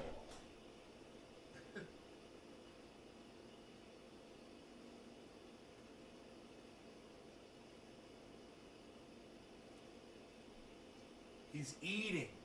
I put him outside in the snow with the food. He's fucking eating. It makes it more urgent. You know, you better fucking eat that food, motherfucker. I don't have any more canned food, bro. That's all you get. He's gonna be a little bitch.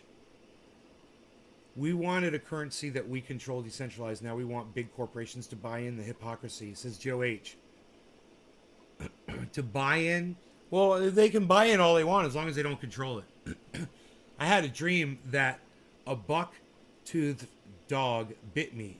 It didn't hurt. All I could say was, dude, you got some fucked up teeth, said Dave T. Sorry, I'll bet you later, pal.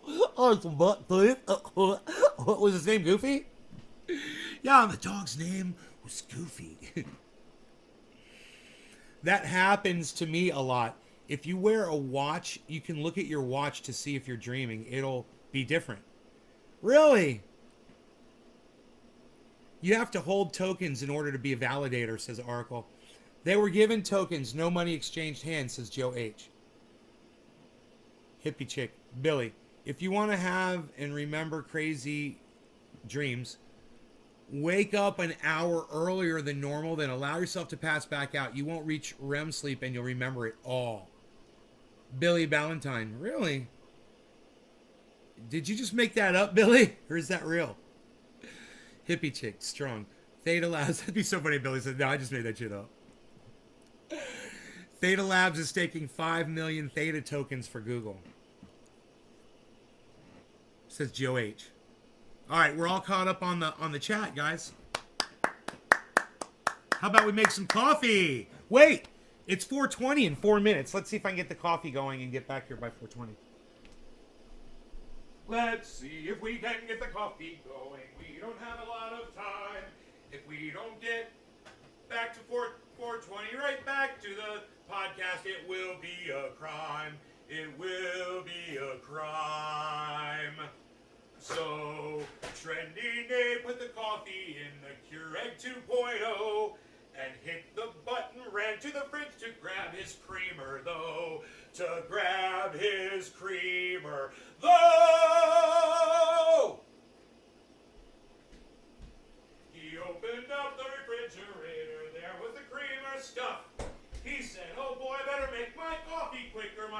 audience will be rough. My audience will be rough. Yes! You guys like that shit? I do that shit all... Hey, I'm a dope producer, yo. I can do that shit all day. I can do that shit all freaking day.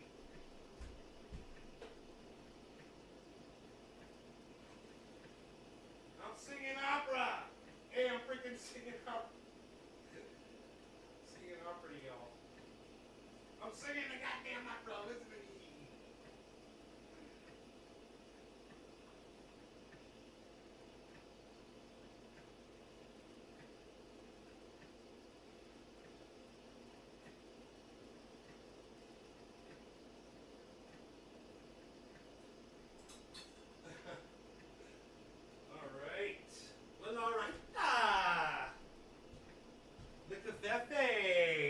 It's almost ready. We're gonna get some. It's gonna be fun.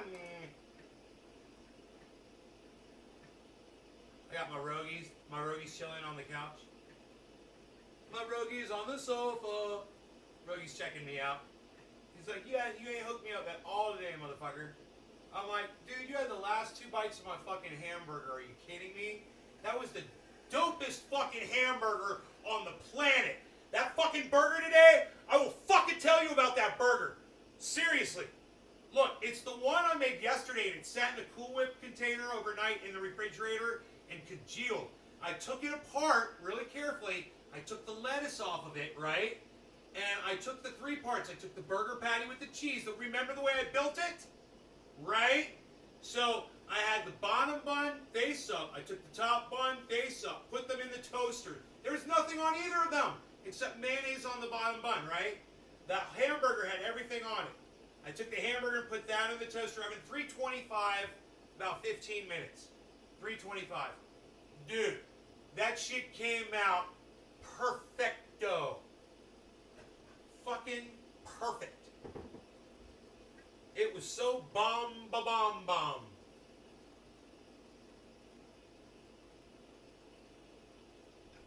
It was bomb.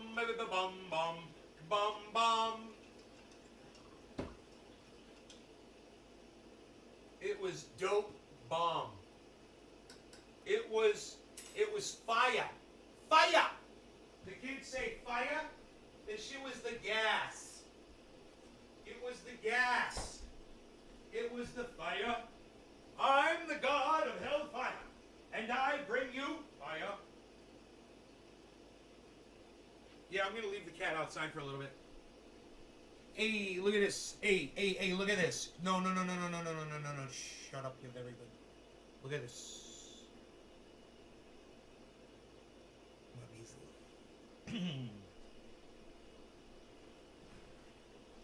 Hey, Chris! What's up, brother? Good to see you, man. Theta Labs is taking 5 million Theta tokens for Google. I mean, just off the top of my head, 5 million Theta tokens doesn't sound like a lot. It doesn't sound like enough to manipulate the market with. Does it, Joe? Or Oracle? What's your opinion on that? It just seems like a little bit. Not like a Michael Saylor piece, you know? Or fucking, goddamn Goldman Sachs buy-in. Because, these banks, they're going to have to do these giant billion-dollar buy-ins of Bitcoin to satisfy their customers. They're going to be selling crypto to their customers. Banks. Soon. They're such hypocrites, man. They've been persecuting us for this shit. And soon they're going to be doing it.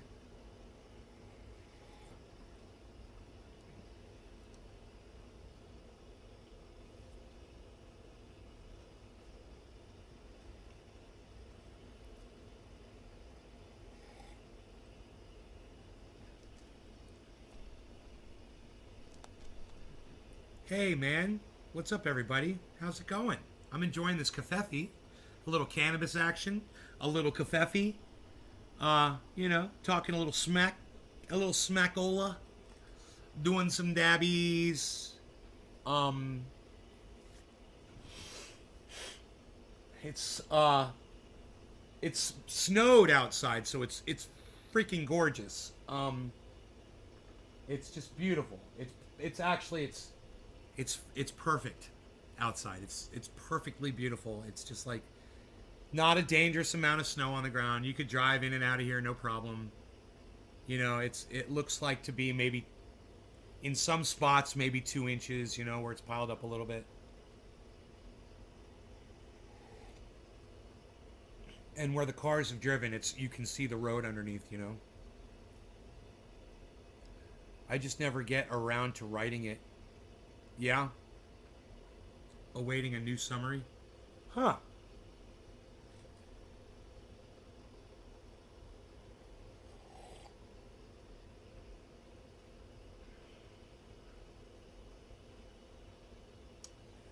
Okay, let me check the news headlines really quick and just see if anything's going on, because I don't want to look at that. I don't want to look at this anymore. Cardano's trending. Cardano's $1.49 right now, guys. Yeah, that's not bad. It got up to $1, almost $1.60. Everybody, Cardano. That's great. That's great news.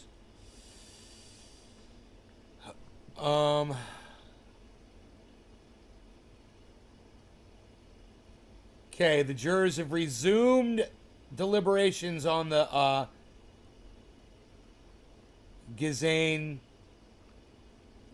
Maxwell trial. Am I saying it right? I don't know. Ghislaine. Her name's Ghislaine, right?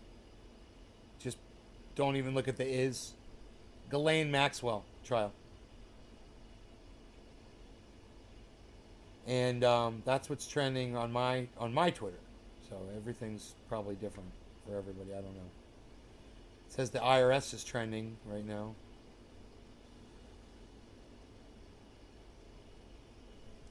I don't give I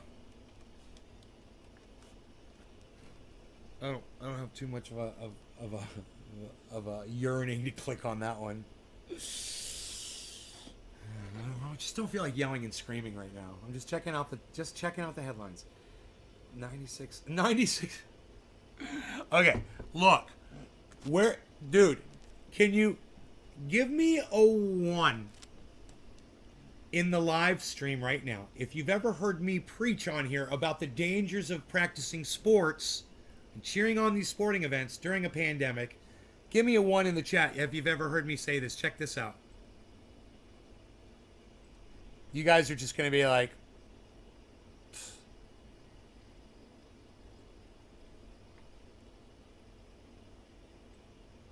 Wow. Now, I don't like to say I told you so when people are possibly, you know, out of those people, one person could die. On the average, it's like, you know, maybe one of them will die. So it's like 1 out of every 100, right?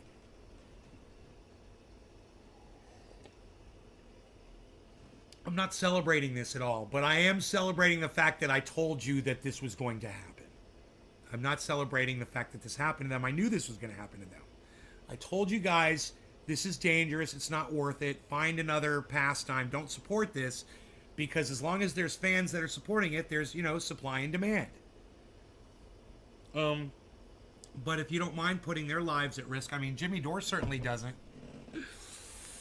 Jimmy Dore doesn't mind if these guys, if any of them have, you know, adverse. He doesn't care. And I don't know, man. I think that you should care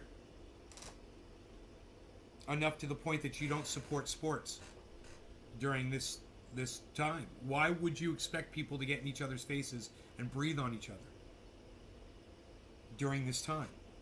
You know? I know some of you might be thinking, yeah, but nay, this time might not ever end. Okay. Fair enough. Fair enough. Then what do you suggest? What's your solution, you know? You want to just ban the contact sports, or do you want to require them to wear masks while they play it? You know, you want to require testing before and after they get on and off the field. You want to mandate anything on them. You know, it's an interesting conversation to be had. Stay the fuck away from my hot coffee. I will fucking kill a gnat. I will swat a gnat.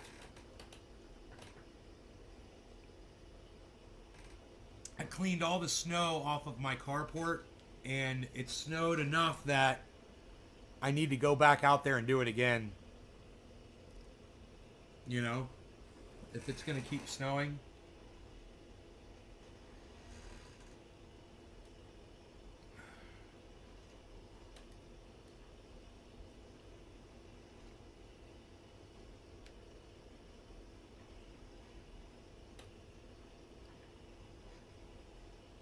I don't want that motherfucker to collapse with my truck underneath it.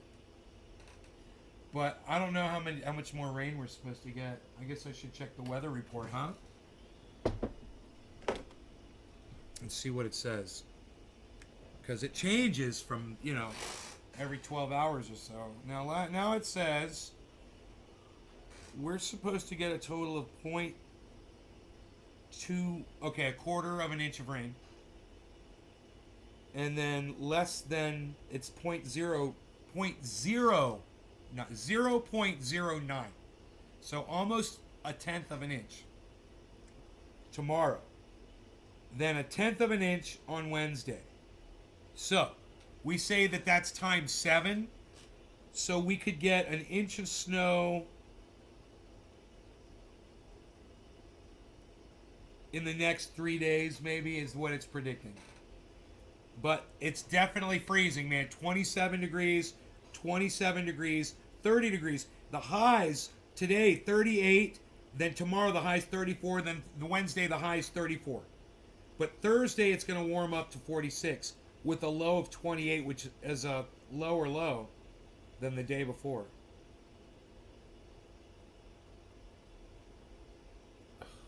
Fuck TikTok. Can I just say fuck TikTok? Fuck TikTok for all of their advertisements. Guys, do you see TikTok advertisements all over your smartphones? On every fucking app, do you see TikTok advertisements? They have fucking spent so much money on advertising. Fuck TikTok. Oh my god. Holy shit, they are everywhere.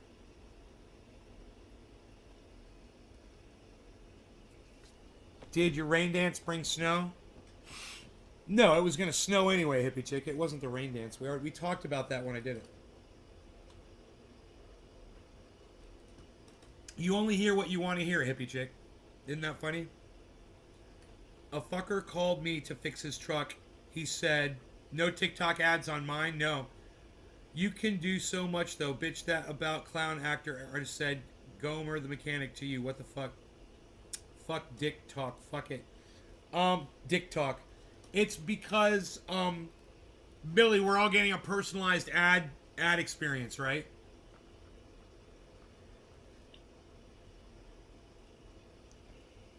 Hey, they're going to resentence the guy who got 110 years in prison. They're going to consider resentencing him. Good.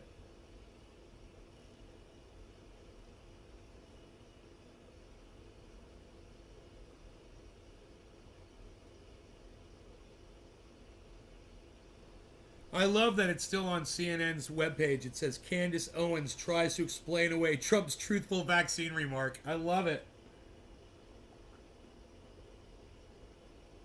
Yes, it's because you surf TikTok, so it wants you to keep it up. I don't surf TikTok. I upload to it. In fact, I upload to it. It takes so long before you get any kind of views. You know? I uploaded earlier today.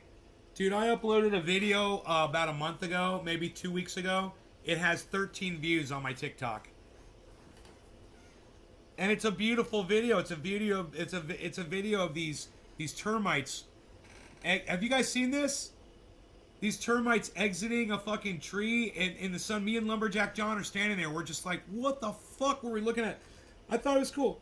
Okay, now it says it's got 14 views. It just updated. It just updated to 14 fucking pathetic ass motherfucking views on TikTok. Go figure that one out. Here, look at this.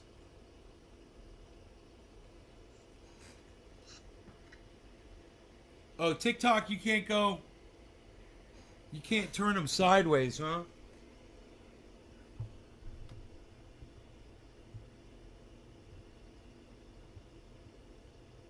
I know what they are. They're pixies. Yeah.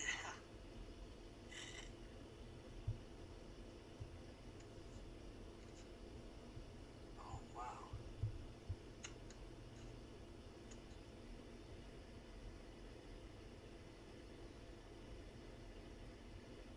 Shut up, Jim.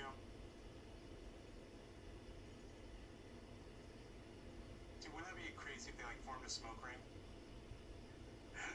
Dude, you're talking to me. I'm just thinking, whoa, bro, look what they're doing. That's crazy.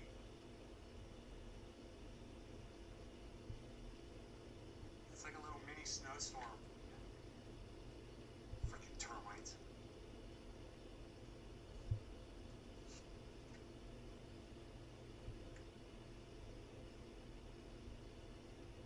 Can you believe this had like 11 views on it? Look how cool that is. How fucking hypnotic and I know cool. what they are. They're pixies. Yeah.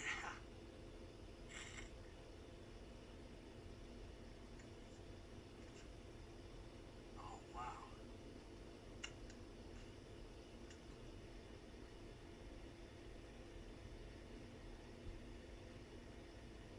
Shut up, Jim. Look how they all group together. Isn't that crazy? Crazy if they, like, formed a smoke ring. Like a cloud. Dude, you're talking to me. I'm just thinking, whoa, It looks like look what they're doing. it looks like some kind of a fucking like a UFO, you know? Like someone would say it's a UFO. Freaking termites. Billy, you're fucking what was that, a moose yelling? Oh, is that a mating call of a moose behind you, bro? With your dog was like what the fuck? What was that? That fucking upload's great. It's hilarious. That's on your TikTok, right?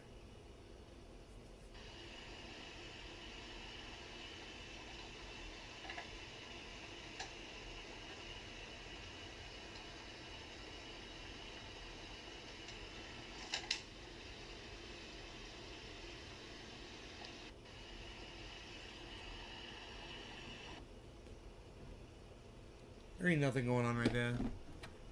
There ain't nothing going on right now.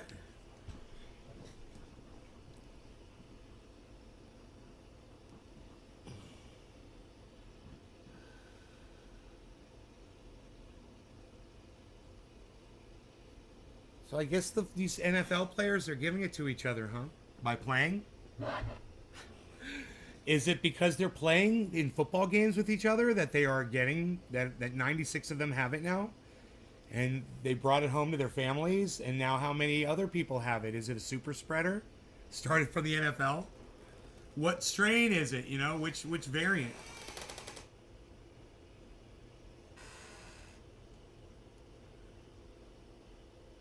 Oh! You took the sound? But how come I can hear you saying, "Shut up, Mom"?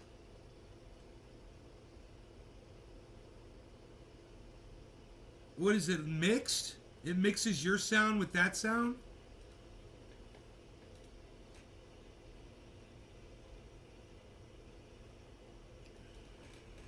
Click the sound wheel. It'll show the original.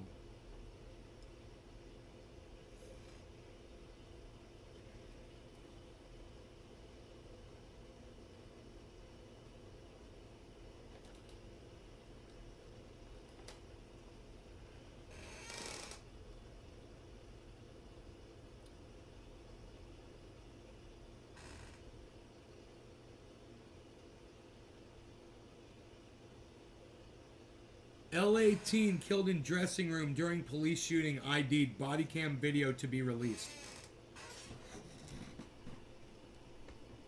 What's in the box?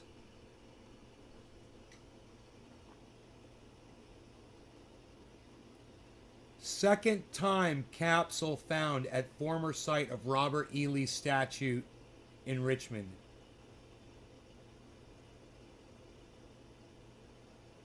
What the fuck? They don't mark these things? They bury a time capsule and they don't mark the spot?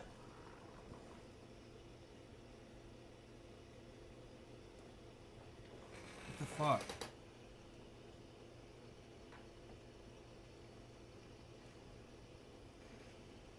It's a sample. You can steal anyone's sound and mix it.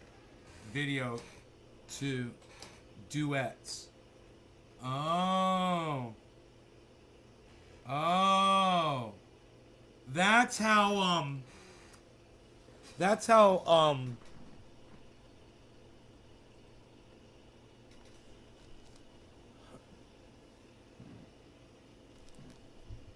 Schultheis does that stuff on his Schultheis.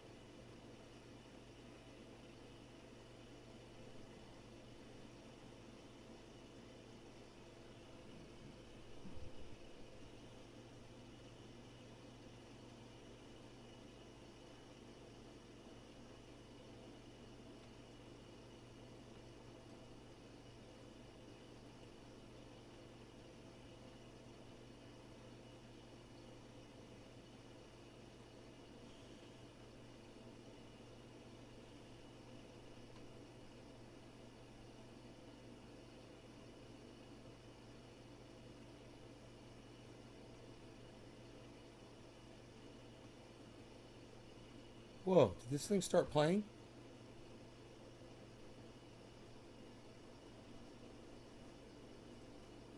No.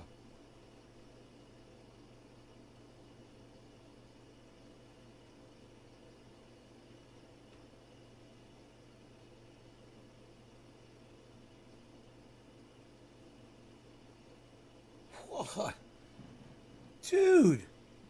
How many people went to the box office to see Spider-Man during this fucking pandemic?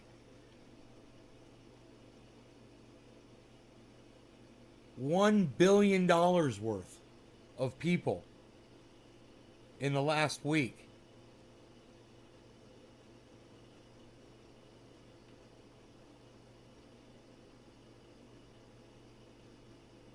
That's the end of the article. It doesn't say the number of people who watched it. What a weird article. It just says the film has made 1 billion worldwide so far.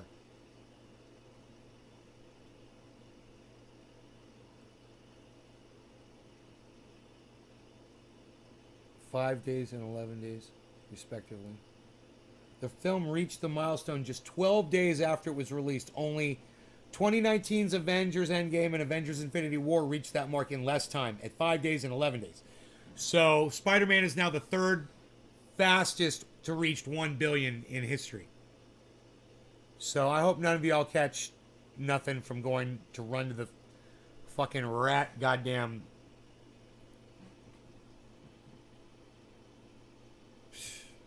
Go see a fucking movie. You'll risk your lives.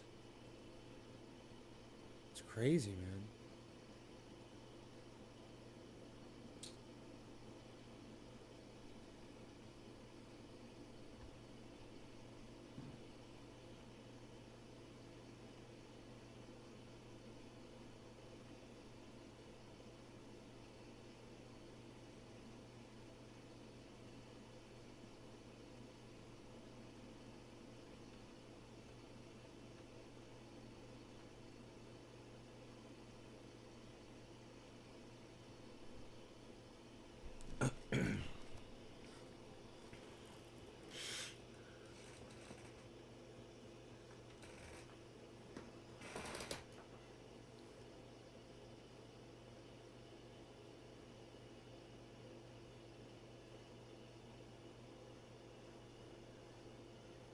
What's your TikTok?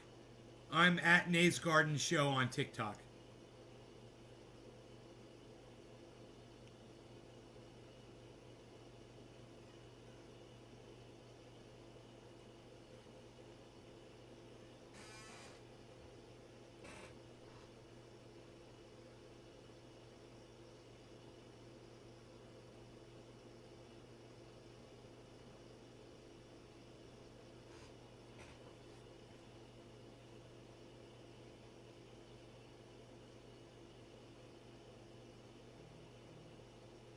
Do I want you to block them? No. Because that just adds their names to my block list and makes it harder for me to go through names to unblock. But thank you for asking. They only come in one time under that name. They never come back anyway. So it defeats the purpose to block them. But thank you for asking, Killer GB. Watch it for free. That's like buying drive-thru when there's Kobe beef at home. I don't know, man. I don't know about watching it for free. You can watch it for free? I mean, I'm entertained for somewhat for free. I pay for these movie services. Amazon Prime, Netflix. Yes, I am paying for it through a card I got through one of the apps, but it's a free membership. So it's not like I'm really paying for it. It's just because I got this card. That was a benefit of the card. So I can watch shit on Netflix. And I also use Showtime. I got that for Dexter, and I love it. And I do watch movies on Showtime, and I enjoy it. But I don't feel the need to go out to a movie and risk anybody's life or catching this fucking thing. I don't want to play into it, man. I'm one of the people that can stay home, so I stay home. Now you're following? Oh, thank you, Rip. It's only polite. I mean, you did give me the wrench, but it is your channel. Right. Yeah. No need to waste it on people that aren't coming back. Yeah, if it's those dudes. Yeah, I've already blocked the links on the main chat, so it stays off of my screen. And if they want to, I know that you guys can see if you're on that channel with them, that you can see those links. It doesn't bother me at all. If it doesn't bother you, you can always move to another channel. You can ignore them. Yeah. Thank you for asking again. So, what else? What else is going on?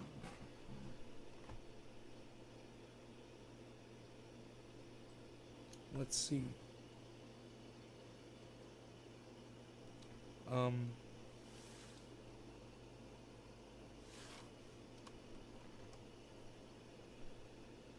I'm just going to click breaking news stories.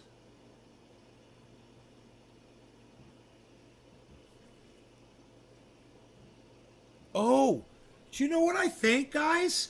I think that Forbes, is Leftist Agenda still in here? I think that Forbes magazine is a right-wing publication. I didn't know this.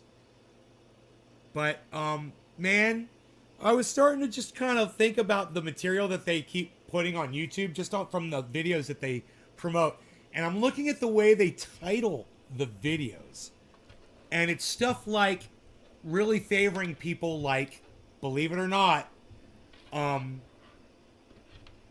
can't think of his name all of a sudden. The guy who's got the badger beard in Congress now. He's a senator. He's young. What's that fucker's name? Not Marco Rubio. Not him. But the other guy. I can't think of his name all of a sudden.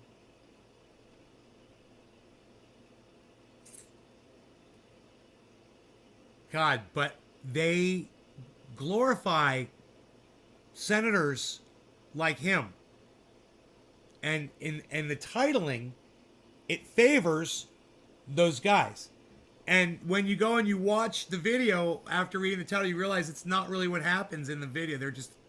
They're really just trying to lay down pieces of straw to help them along. For free on 123 movies, including ones currently in theaters. Huh. You did give me the wrench, but it's...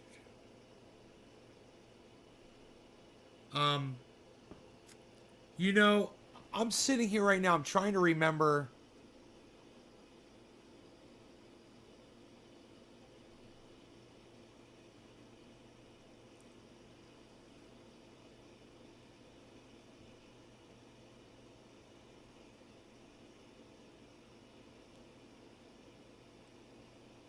Ooh. Fauci's recommending man baby dates, everybody. Holy shit.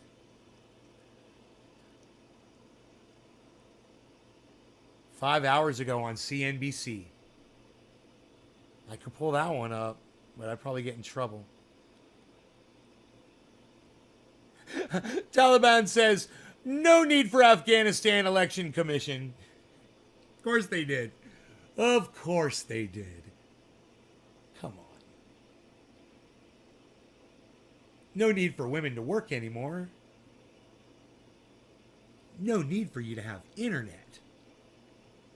No need.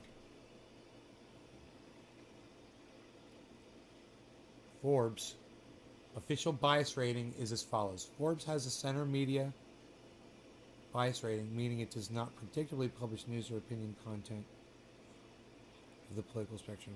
Allsides.com, but China owns Forbes magazine. Bro, can I just show you some of the titles of these videos on YouTube? And let me make my point now, Billy. I don't know where you got that from. That you said it was from allsides.com. Okay, so check this out. Let's go to Forbes, breaking news. And I want you to see the titles. Okay? Look at this.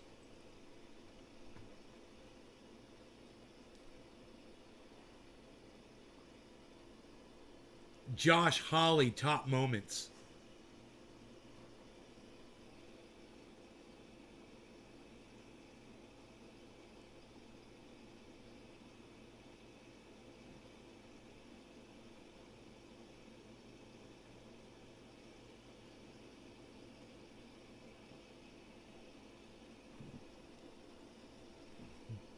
Ron DeSantis' biggest slams against President of the United States throughout the past year.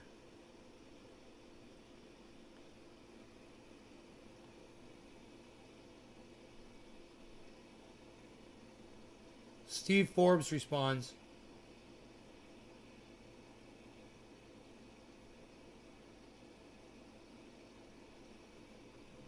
just wait. Just let me read some of these titles to you, okay? You'll see. They don't show you the whole title anymore on YouTube. It's fucking stupid.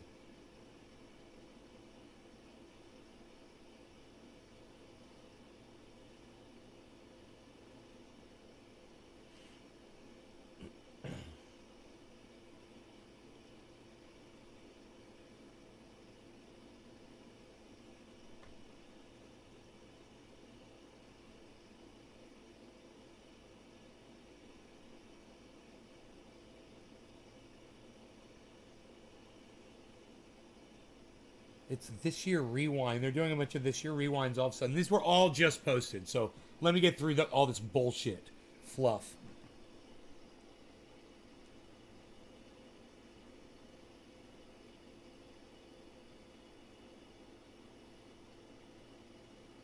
Seven hours ago, 8 hours ago, 1 day ago. Let me just scroll back a little bit. I'm going to just scroll in a little bit. Here, let me see. Here. Rubio rips 10-day isolation rule for vaccinated who test positive but are symptomless. Rubio rips them. Just the framing of the titles of these videos. And the videos that they're promoting. The people that they're pushing down people's throats on YouTube. You know?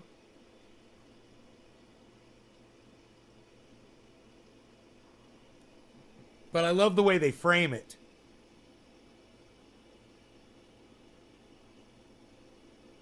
You know what's funny? YouTube never mentions to me, never suggests the Forbes left-wing shit. It's always right-wing shit. Isn't that weird? I didn't realize they had left-wing shit there at all. And there is.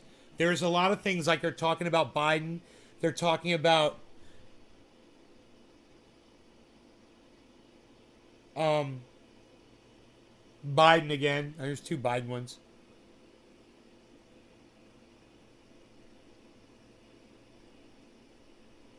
Here's like a pro Joe Manchin video. Really. There's a pro Joe Manchin video, guys.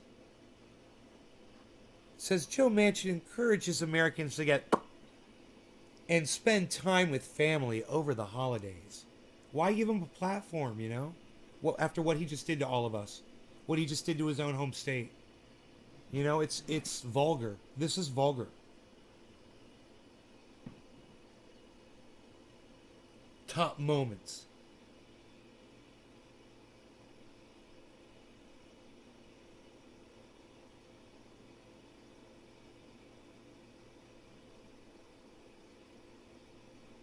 Republicans hammered Biden and his administration over the Afghanistan withdrawal. Nice choice of words. This is not professional sounding at all. It just sounds weighted and right-wingy. Even though they do put up some they do season it with some stuff from the other side. I did see that. There's like, watch some of the standout moments from Speaker of the House Nancy Pelosi. There's 22 minutes of that, you know, so they do show both sides, but what I'm fed from YouTube is all right wing from Forbes. Isn't that funny? I'm glad I went here and looked. I'm totally not interested in any of the left wing shit either. Oh, good, Oracle. Good, good. I'm glad you got it done. Does not particularly publish news or opinion. Yeah.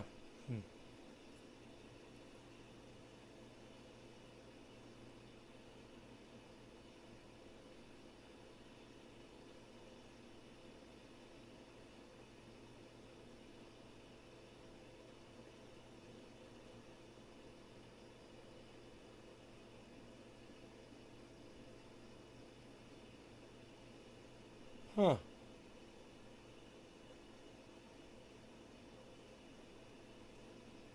They cover a lot of Ron DeSantis shit. Ron DeSantis sparred with reporters. He sparred. He's so cool. He's like a boxer. He's sparring. You know, I mean, just little things like that. And every time I see that, I'm like, what's the narrative there? It almost seems like there's a stupid fucking narrative. And I thought Forbes was supposed to be, like you said, unbiased, you know? I haven't blocked him yet on YouTube. Do I still have Covfefe? Does anybody know? Psh, barely. What are you gonna do when you're freaking low on Covfefe?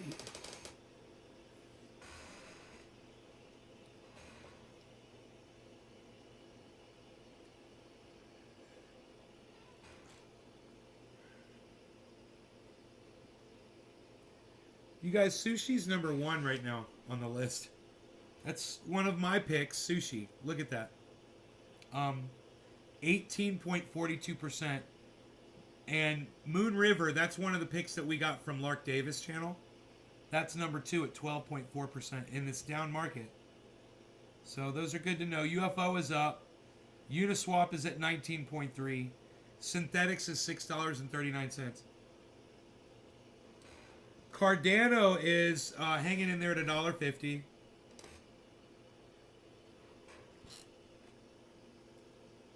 Algo, $1.63. Binance, $560, way up. XTZ, Tezos, almost $4.50. I'm sorry, almost $5. My bad. Tezos, almost $5. 2 cents away. Overland, $2.50. $2.50.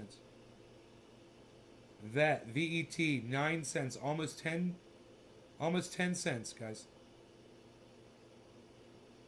Eagle, $262.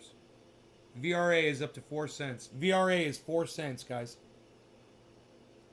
Hey, do you watch Altcoin Daily? Sometimes, Killer GB. Why? What's up?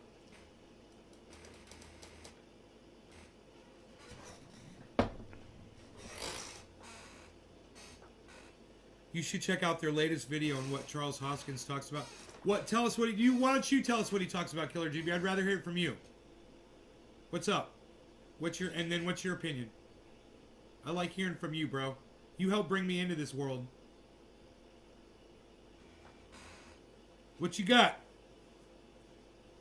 Rogi's probably like, what?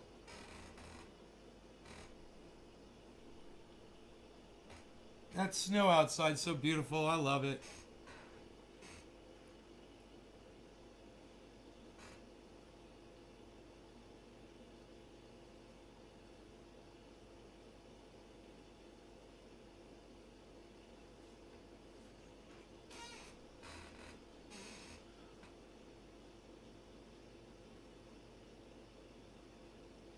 He's basically talking about how blockchain technology will create freedom from the oppressors that are in power now.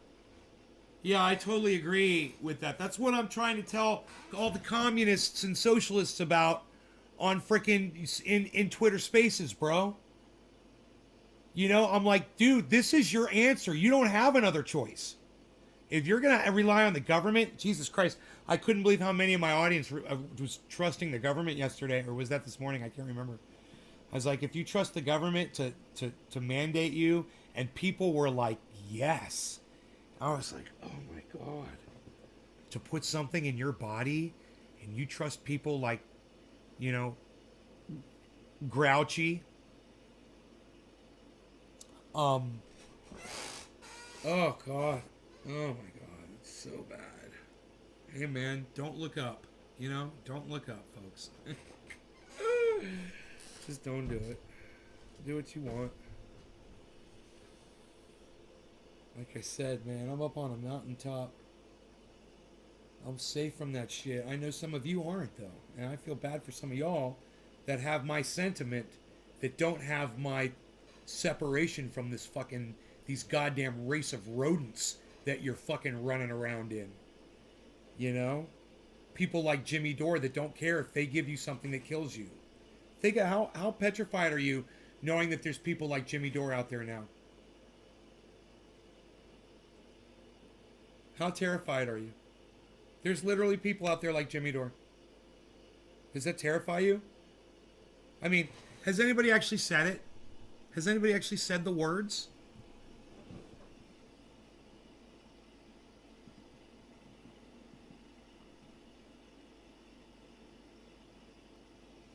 I mean, they've acted it out. People like Donald Trump acted it out. He had rallies. He made super spreader events where people died, like Herman Cain.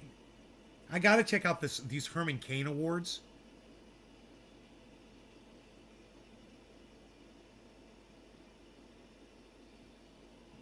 But Jimmy actually went public and said it. He doesn't care if he has COVID and he gives it to someone else and they die from the COVID that he gave them. He doesn't care. How does that make y'all feel? Do you guys, now that you know that there's people out there that feel that way, how does that make y'all feel? Don't bring it to the stream. Watch it my off time. Okay, buddy. Does that give you pause? It kind of sounds like something Joe H would say, doesn't it? Joe, you don't give a fuck if you give someone COVID and they die, right? Better them than you, right? Do you guys want to hear Jimmy Dore say it? Do you guys want me to pull it up? You can I mean, we played it on yesterday's show. I mean, I played it for you guys several times. Graham asks him and he presses him on it. And Jimmy says, no, I don't care if I give it to someone and they die. Then I said, what's the cutoff on that, Jimmy? What if you give it to 2 people and 2 people die? What if you give it to 3 people and 3 people die? Where's the cutoff on that? Is it 45 people? Is it your entire family? Is it 100 people? You know, is it a busload of people? Is it a bar room full of people?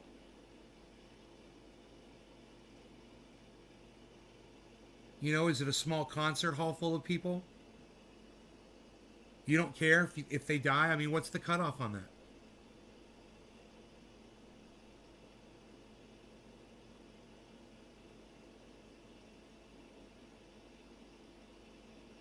I don't know. I found, lol, see, Joe's a woman from Georgia. Joe's a woman from Georgia. I don't get it. But, don't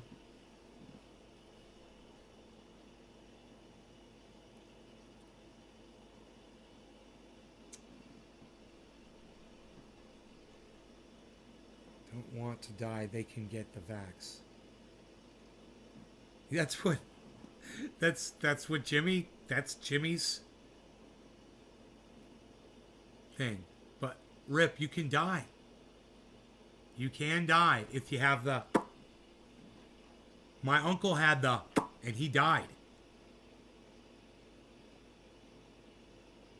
So it doesn't matter, right? That's a piece of straw. So take that piece of straw out of there. Right, Rip? Doesn't matter.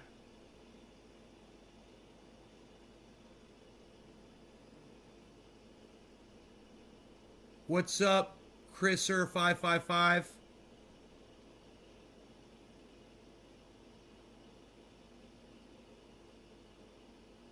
Who just says NB, which I don't know what that is.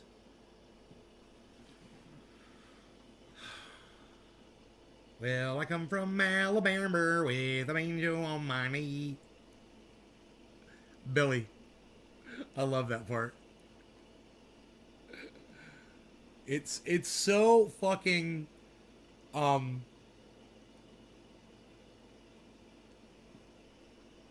what's the name of that movie? End of the World.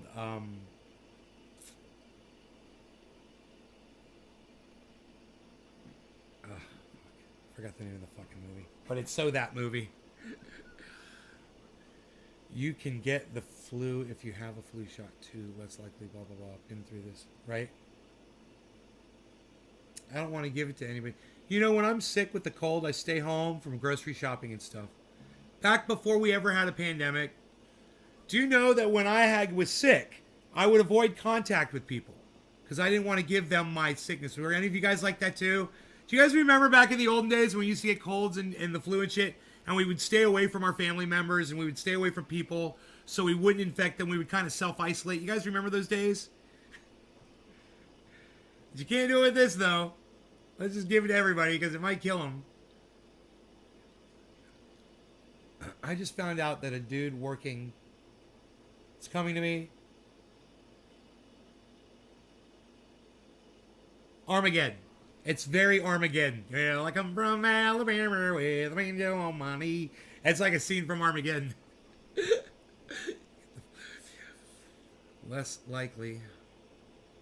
Okay, I just found out that a dude working produce... Oh, wow. Wow, Drewski. Yeah, that's crazy, Drewski. That's crazy. People need to know that.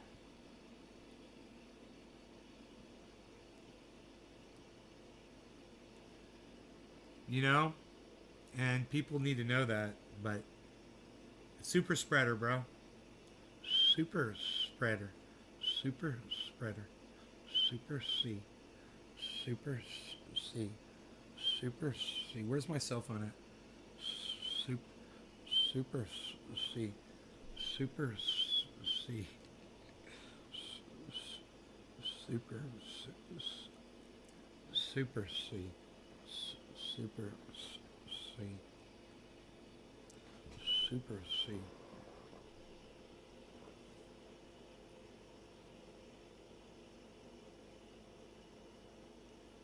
Super C. Super C. Super C. Yo, Dave, you want to play some Super C?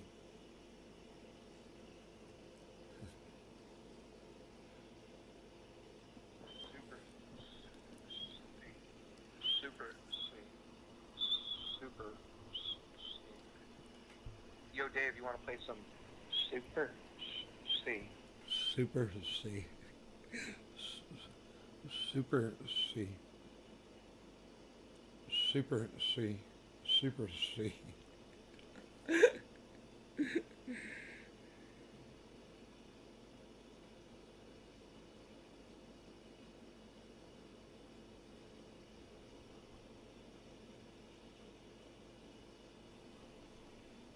Super spreader sounds like a prison game. Herbert. You just said Herbert. Super C. Herbert. Super C. Man, I hate when I'm trying to open something up on my phone and it doesn't open up. And then you forget what it was you were fucking opening up. And you're like looking at this dark screen and you're like, just open up so I can remember what the fuck I was doing. Yeah.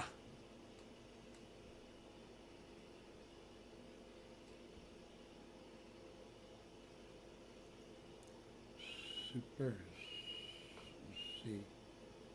Super C.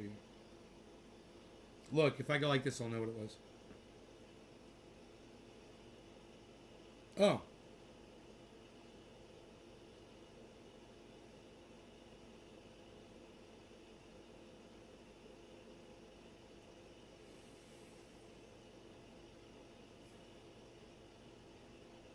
Come on, man.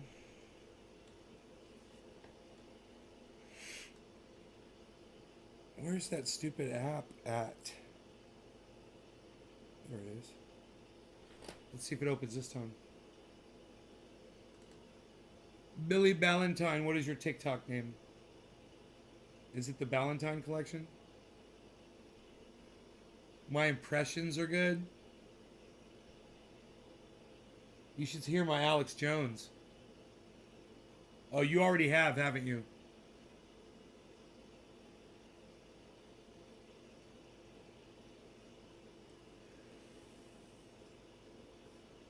I was worried about these bounce check charges. You know? On my credit score.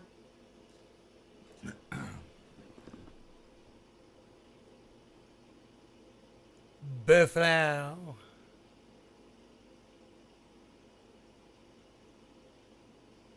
You think you can run with the big dogs of truth? The big dogs of honesty?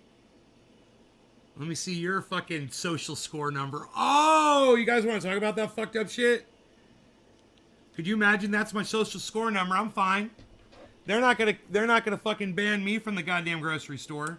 Do you see my social score?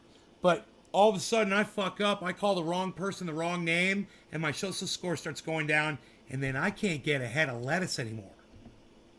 You know, that's what they're doing in China. Are you guys aware of this social score thing? If you guys ever saw Black Mirror, they literally had episodes about this shit.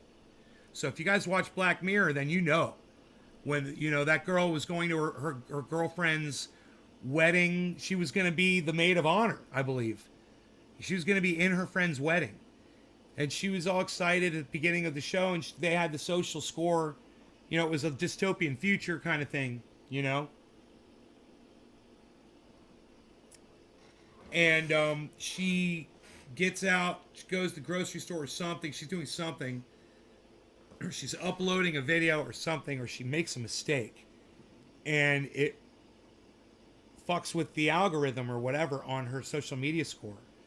And then she starts having interactions with people, and they see, when they hold up their phone, they can see her score is going down, so they start feeding into it, and they look for every little thing, you know, to downgrade you. And everyone's downgrading her. By the time she makes it to the wedding, man, she's a fucking disaster.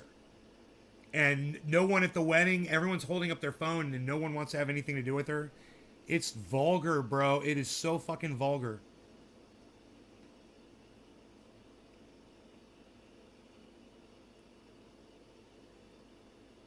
I got your cat's attention. That's funny. Lamp! Where have you been? Holy shit, man. What's up, dude? Good to see ya.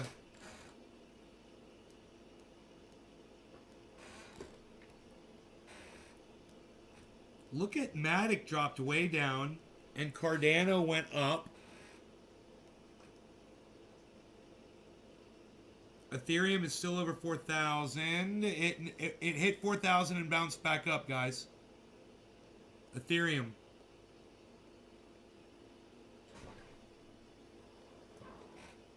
And it's going to try to do it again, maybe.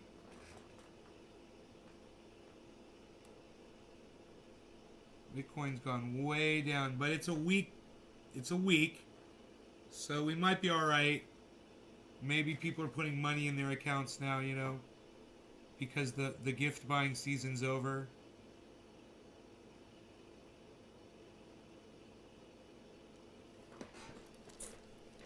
I've been lurking. Oh.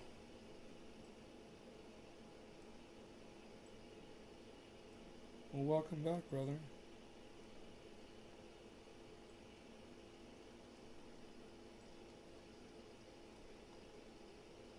Okay, there we go. We're almost all out of the green now. So it was all green before, and now it's Sushi, Moon River, UFO, Uniswap, Cardano, Saitama, 7 zeros and a 5. I bought at 7 zeros and a 7. So if it goes to 7 zeros and a 7, I'm going to be really happy with Saitama. Overland, Algo, Synthetics is $6.31. Take note of that. We're going up to 10 on that one. Like I said, once Bitcoin recovers, I'm sure Synthetics will too.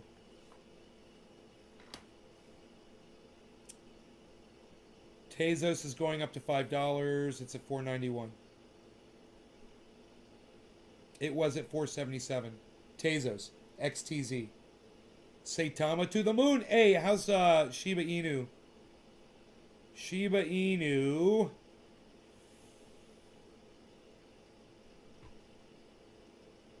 All right, Shiba Inu. 37.70. 37.60. 37.70. Up from 37.30. It's now 37.70. So it's holding that line. That's good. It's healthy. It seems to be fine. That guy just bought at the wrong time. That's all. We're going to be fine. He just bought way too much of the one thing. You never do that. Never pile all your money on one crypto. Always diversify.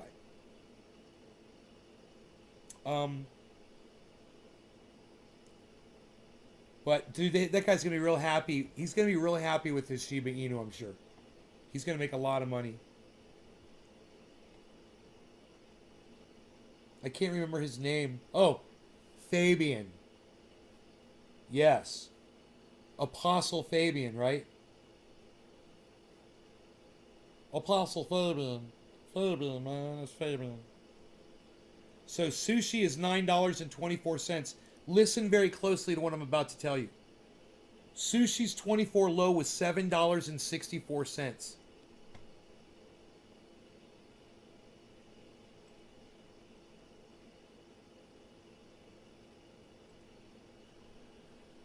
Oh, hold on a second.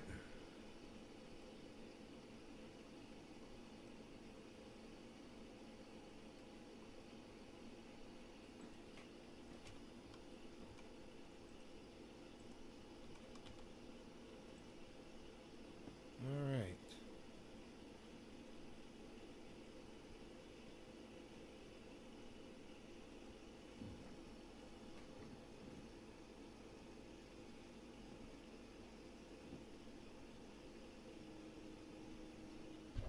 Whoa, what the fuck was that?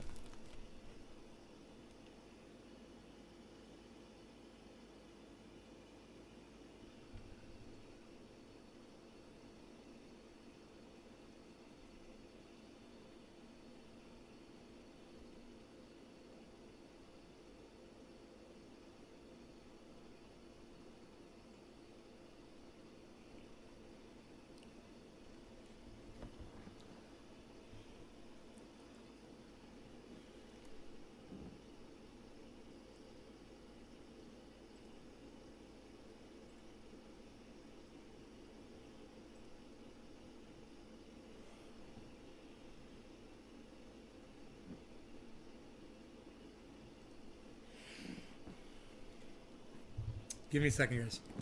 You bought more? Hell yeah, you did. Why wouldn't you?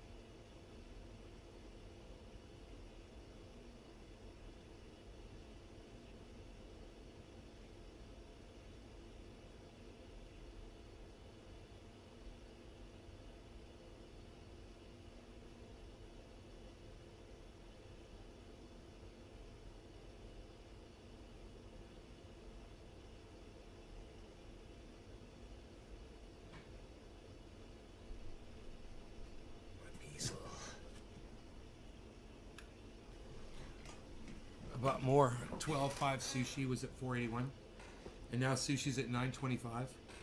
Holy shit, dude! I don't know where I got sushi at, dude. I don't think I got it down there though. You got it at $4.81. Fuck. Sushi. That's close to 100% return in a little over 2 weeks. Hell yeah. Rip. Let's see where I bought a little bit of sushi at here.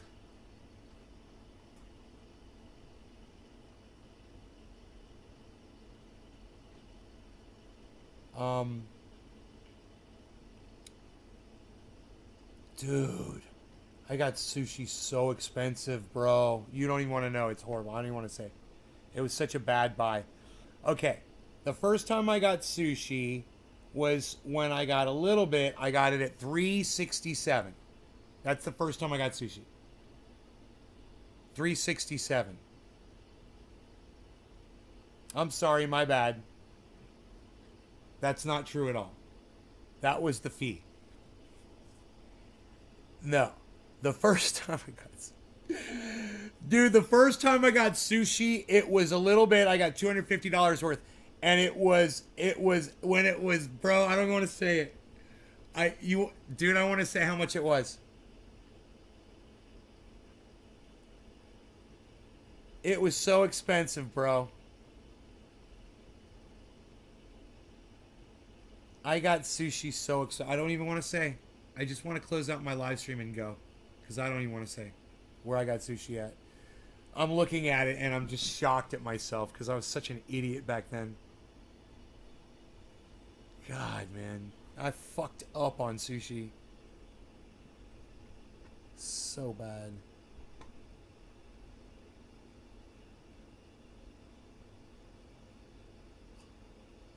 Oh, God. Fuck me, dude. That was horrible. I can't even look at that. Let me just look at what sushi's done over time. Because I was really, you know, when I bought it, I was really convinced it was going to go up. And, dude, that's not sushi. Tell you how bad it was.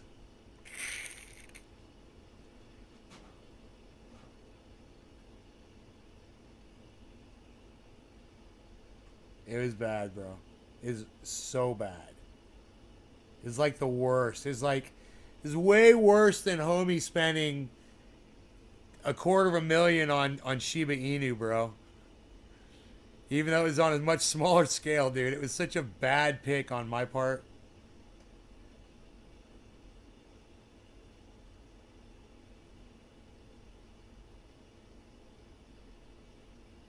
So I got sushi.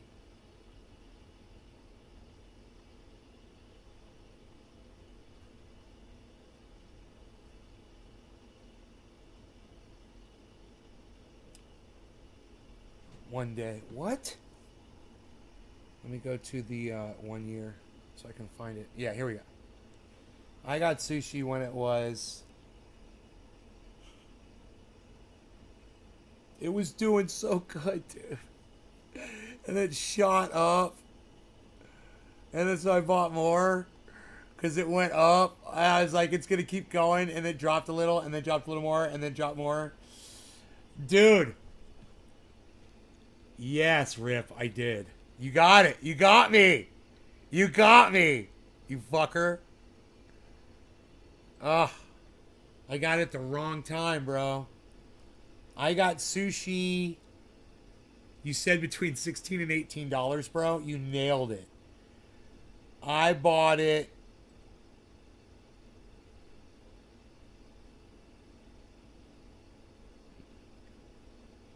Oh my God. So bad, bro. I bought sushi.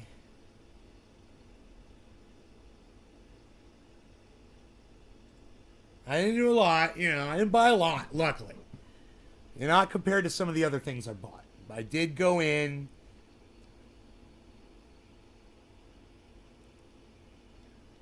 $1,250, right? Which is now worth half.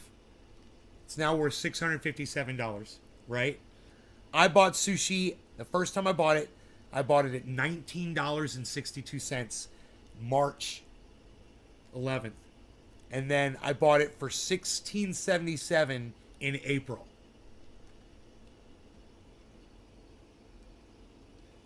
In 4 years with the next Bitcoin cycle, sushi's an easy $200, $400 coin. Cool. So I'll just hodl it and I'll be fine.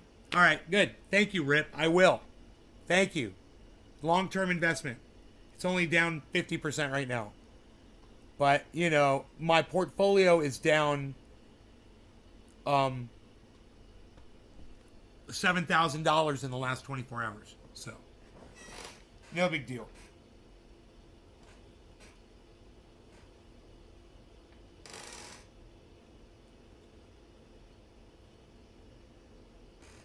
A lot of people bought in back then.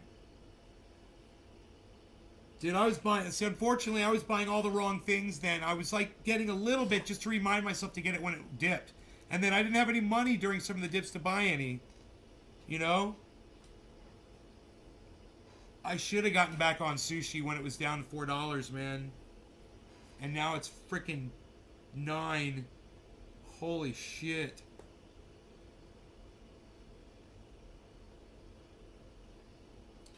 But I think I did sell one of my assets, man. I didn't record it. I think I sold, like, Neo or Nano or something. I think I sold it. I saw a transaction when I was looking for other transactions. I'm like, I don't think I hold this anymore, man. I don't think I have the Neo anymore. I think I got rid of it a long time ago. You know, I may have, that transaction may very well be recorded in here. This says I'm down. No, this just says bye. 2 buys of Neo.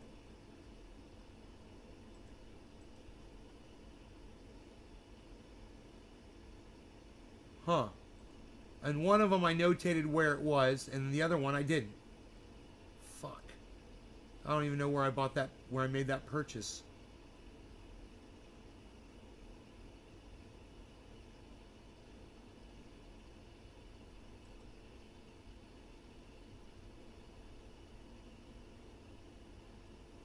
It was a horrible fucking buy.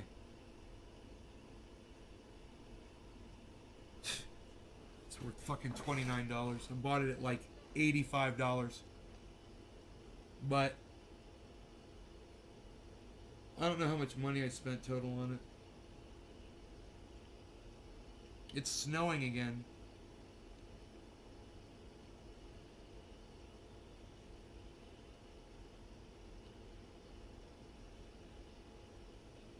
It's the importance of hodling.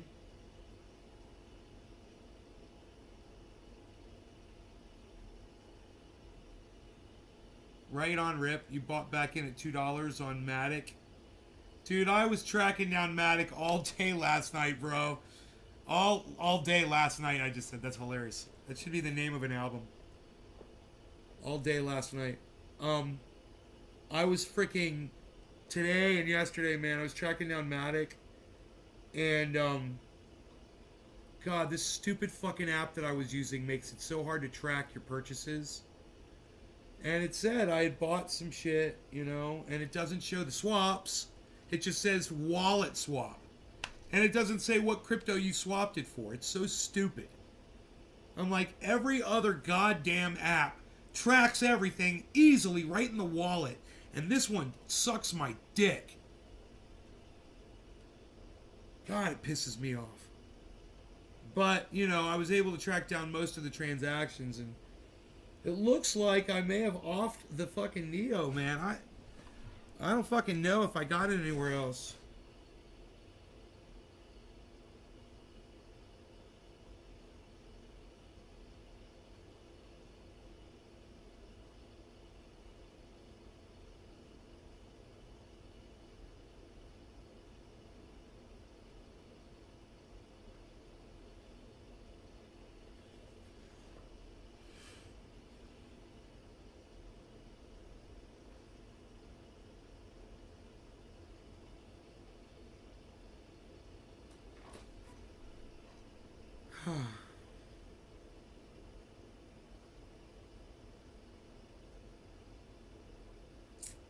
That fucking Neo, among others.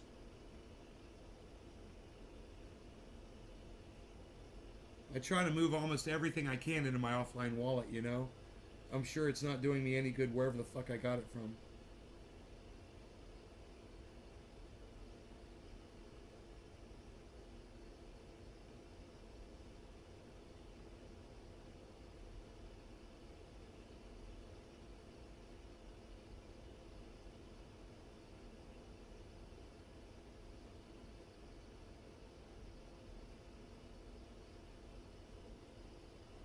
Dude, I'm not even doing good on Solana. I'm fucking looking bad on Solana right now. That sucks. Because you know that one's going to take off. JC and Impact XP. I never heard of those. But I'm doing horribly on Scale.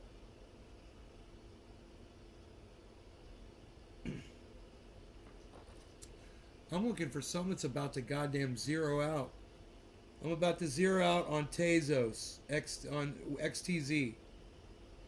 I'm at negative $18 on it right now, out of $1,000.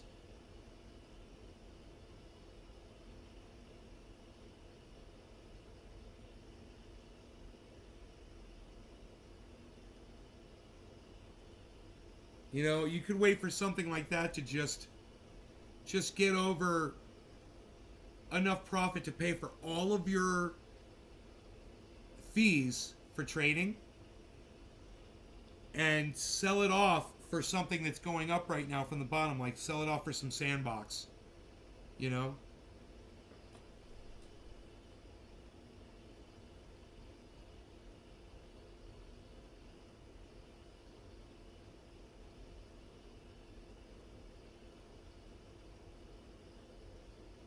I want you guys to know I see the spam, just so you know.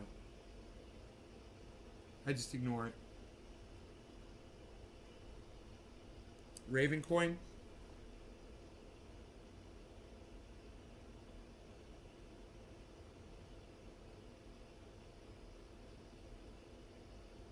So, RVN is a good one to have. Yeah, I don't have that one. I'll write that one down. RVN.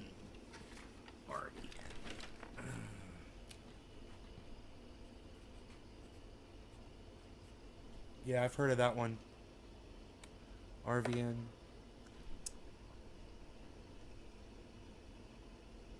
JC and Impact XP were great buys, but not anymore. Oracle, should I not write down JC and Impact XP?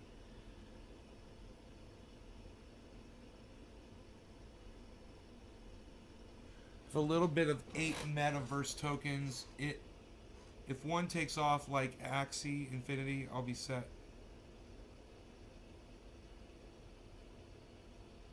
Once you have more miners going after the same amount of coins per block, it forces the price up.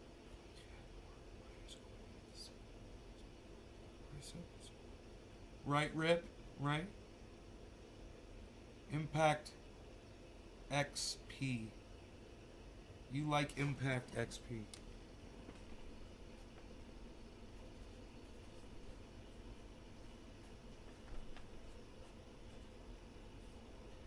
Four, 5, 6, 7, 8 letters. Can they have 8 letters? Shiba Inu. Yeah, I guess so.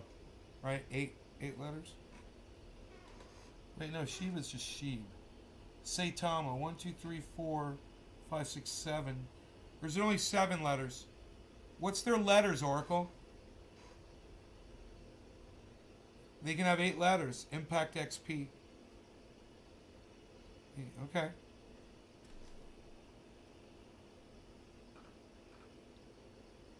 All right.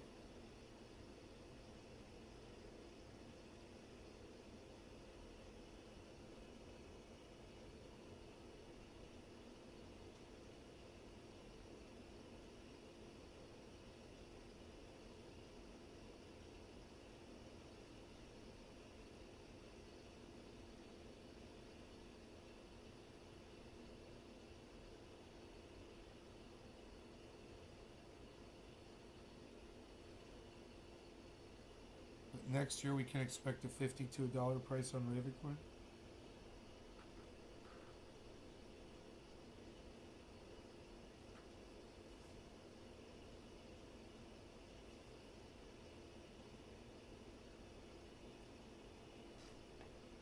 Huh. Alright. I'll keep my eye on Ravencoin. Oh shit, look at Bitcoin, guys. 49.9. Ethereum is still above 4,000. But look at Bitcoin, man. 49. 954. You guys, I just brought you the 24-hour low of Bitcoin. You're welcome. I just brought you the 24-hour low of Bitcoin. 49,932. Right now. 926 now. 916 is now the daily low. I'm bringing it to you live right now as these numbers drop. Now, we can expect it to go down to 49,505 at the lowest, hopefully, if it stays within our Bollinger Bands. So, 49,916, just hodl in there, guys. You know?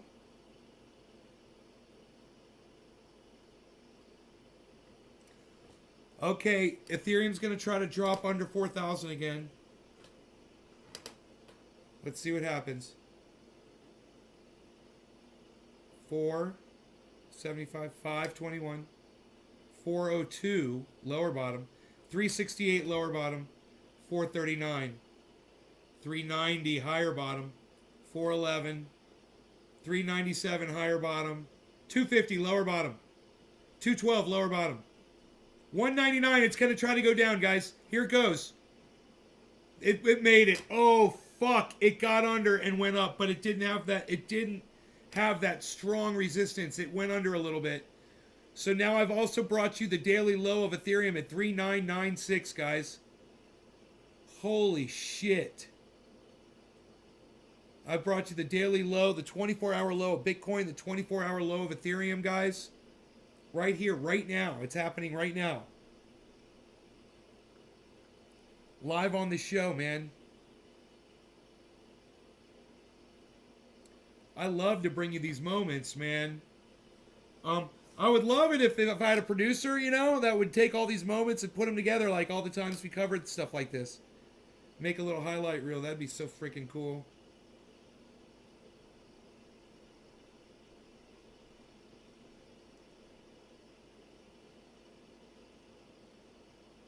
Wow.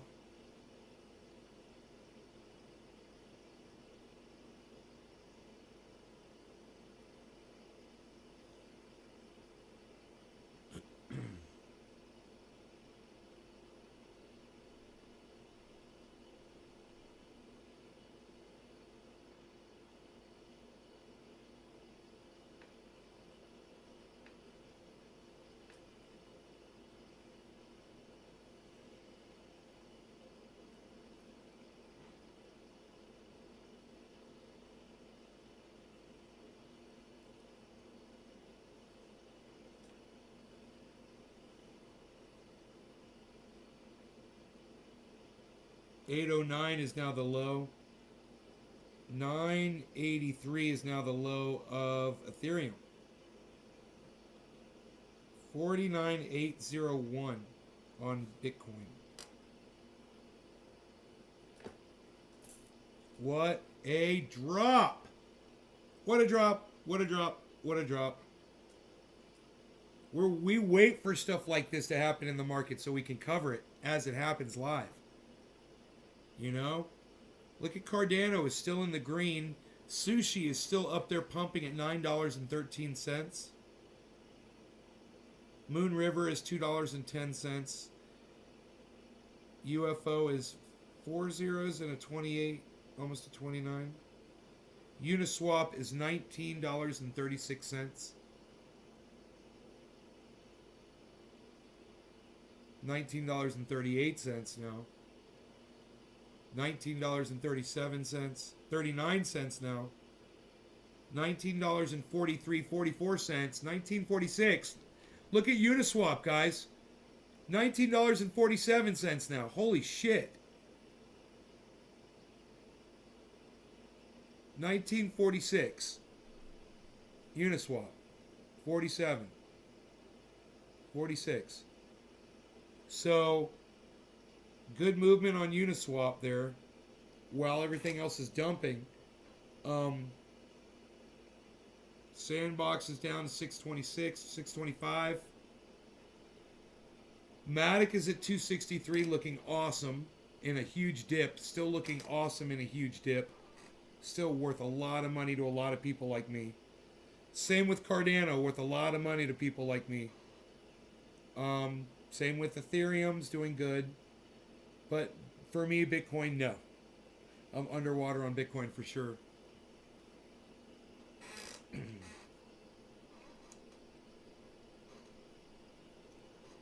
$49.7. Remember, 49,500, guys. That is our bottom. Hopefully we won't go below the Bollinger Band. 49,505.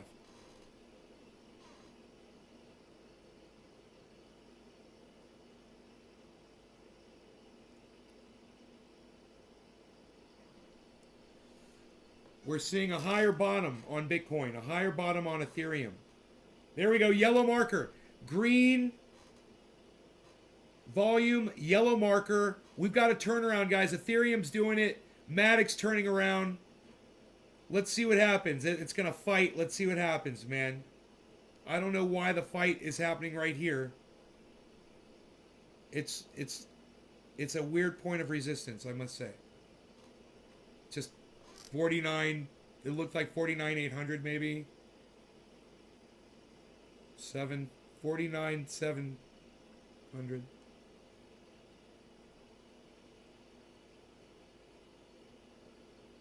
We got a nice high bottom.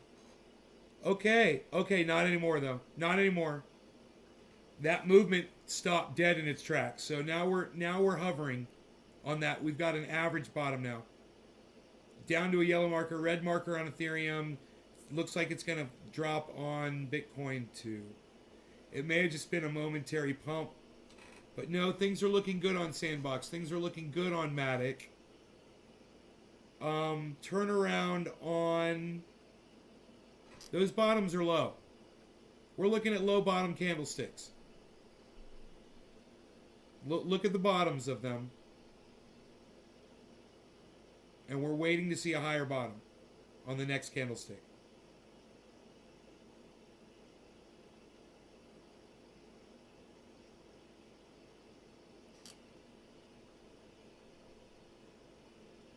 Let's see what happens here. Boom. A drop. So it was just a little momentary pump. Let's see if it goes all the way down to 49.5, man.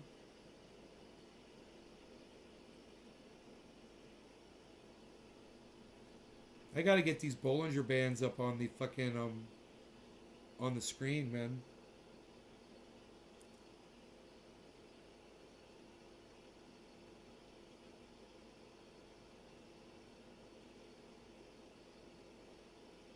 Got the drop going. Drop, drop, drop. Everything's dropping right now.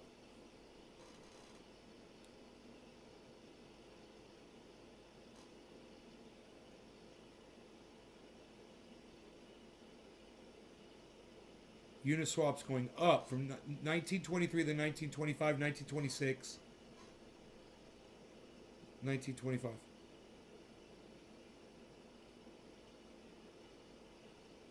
$49.7. We're $200 above the Bollinger Band on Bitcoin. Let's see what happens. Andrew Lynn, what's up, buddy? We're watching Bitcoin right now, man. Bitcoin is at 49.7. It's a $200 buffer above its Bollinger Band, and just watching the market, see what it's doing. It's kind of fun. It's the beginning of the week. It's probably going to go up, you know. So it's kind of fun to watch it right now while it's down, because a lot of people are buying in. They got Christmas gifts, you know. They got their gift money. They're putting it into their wallets, you know. They're moving it over. They're transferring it from their banks. Within this week, that money, a lot of that money is going to be flowing back into the crypto, you know. So that's something you can expect to help the overall value and volume of what's going on in the market right now.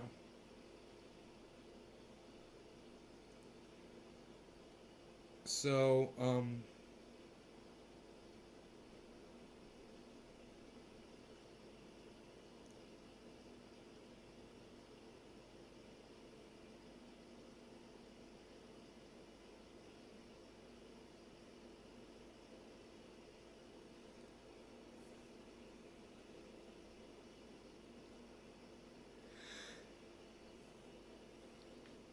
that level of support looks like it's at 49,700 now on Bitcoin. It got down to 650.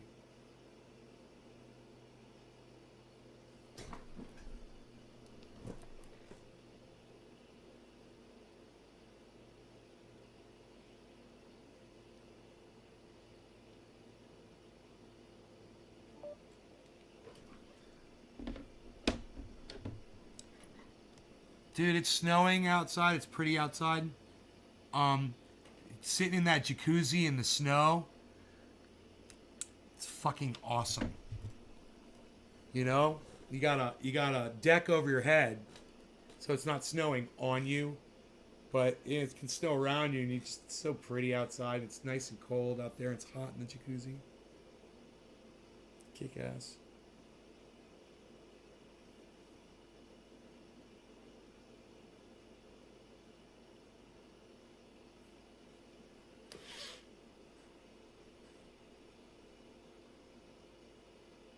Uniswap's at $19.39. It just went down from 41 cents. It's back up to 41 cents. 42 cents now, Uniswap. 44 cents, Uniswap. 45 cents, Uniswap. Bitcoin's recovering. Ethereum's recovering. Cardano's recovering. Matic, Sandbox, everything on the board is shooting upwards right now with a bunch of volume behind it.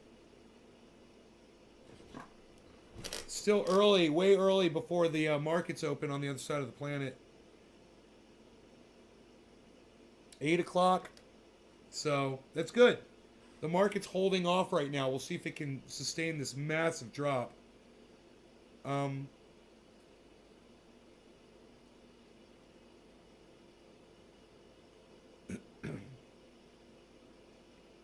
Big spike in volume, guys. It's a big, healthy spike in volume.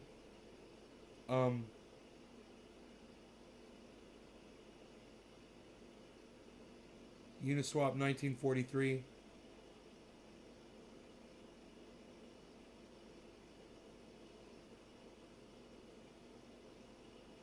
I'm just going through all of the different. Synthetics is at $6.27 now, guys. That's headed upwards. VRA is down a little bit, 0.398. VRA is down from 4. XRP is 90 cents, guys. It's going up. 49.8 on Bitcoin. It's looking good. It's a healthy return, guys. Here we go. Look at this. Look at Bitcoin. It might get over 50 again. AXS 104, Litecoin 152, BitTorrent 002, ILV 1124, AVAX 111, Crow 60 cents. Did I tell you Crypto.com was going back up to 60 cents, guys? It is. It's back up. And I get... Yeah, Andrew, you should pay attention to learn this stuff, brother. You watch the show, you'll catch on, man. I answer questions. Crypto.com, I told you guys it was going to go up for 60 cents, and it did. And it's there now. In fact, it's the 24-hour low, 60 cents, and it's at 60 cents right now. 601 now. Wilder's 383, Scales 22 cents. Doge is 18 cents.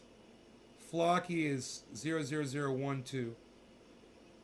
Harmony One's 25 cents and a half. Polkadot is 29.8. So Polkadot is almost 30 cents, guys. Storage is $1.98. It's almost back up to $2. And it's way down. Theta, 531. Engine, 295. Engine, 294. Engine, 294. Engine's been all the way at the top. It's been all the way at the bottom. It's all the way at the bottom right now.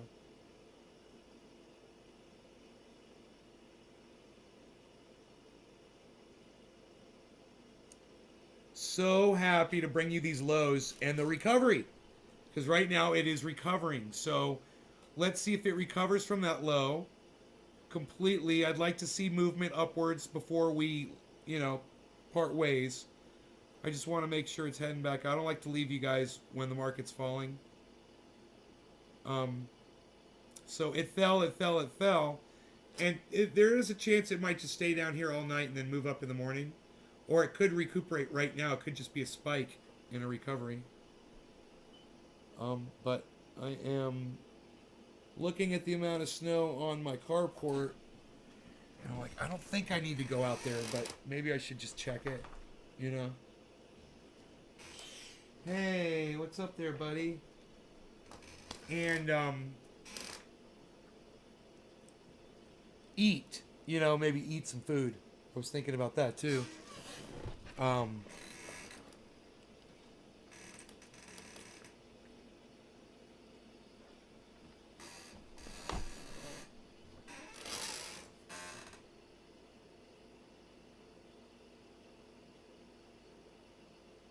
Let's see what it's gonna do here. It's pumping. A lot of volume, guys. 872, 864.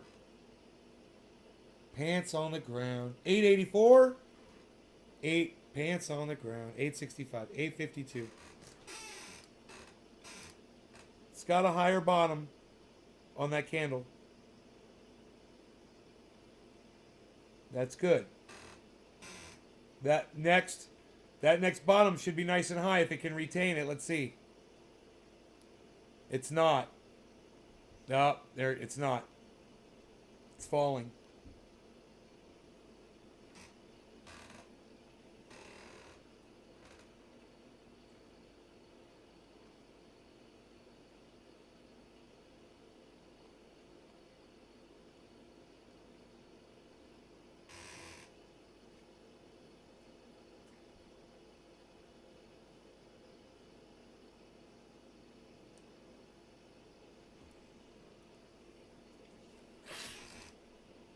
$894, guys. It's about, oh, there it is, 900. It's over 900. 49,900. It made it over. That's good. Let's see if it can keep going over 49,900. It's experiencing a little resistance here.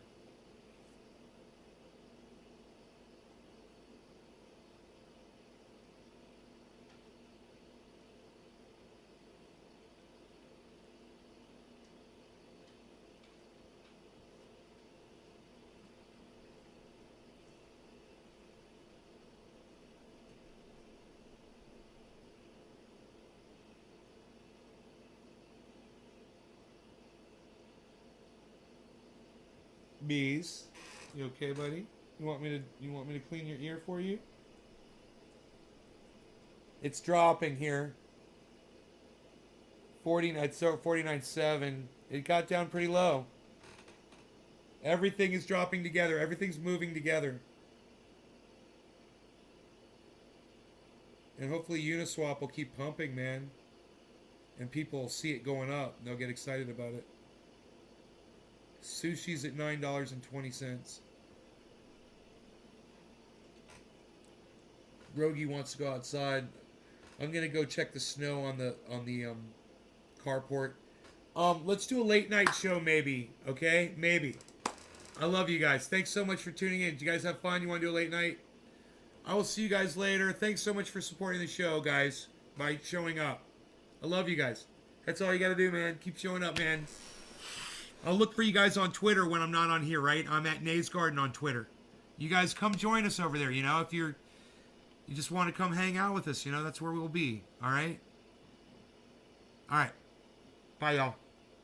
Sign up for notifications on at Nays Garden on Twitter. Sign up for notifications so you know when we're doing shit.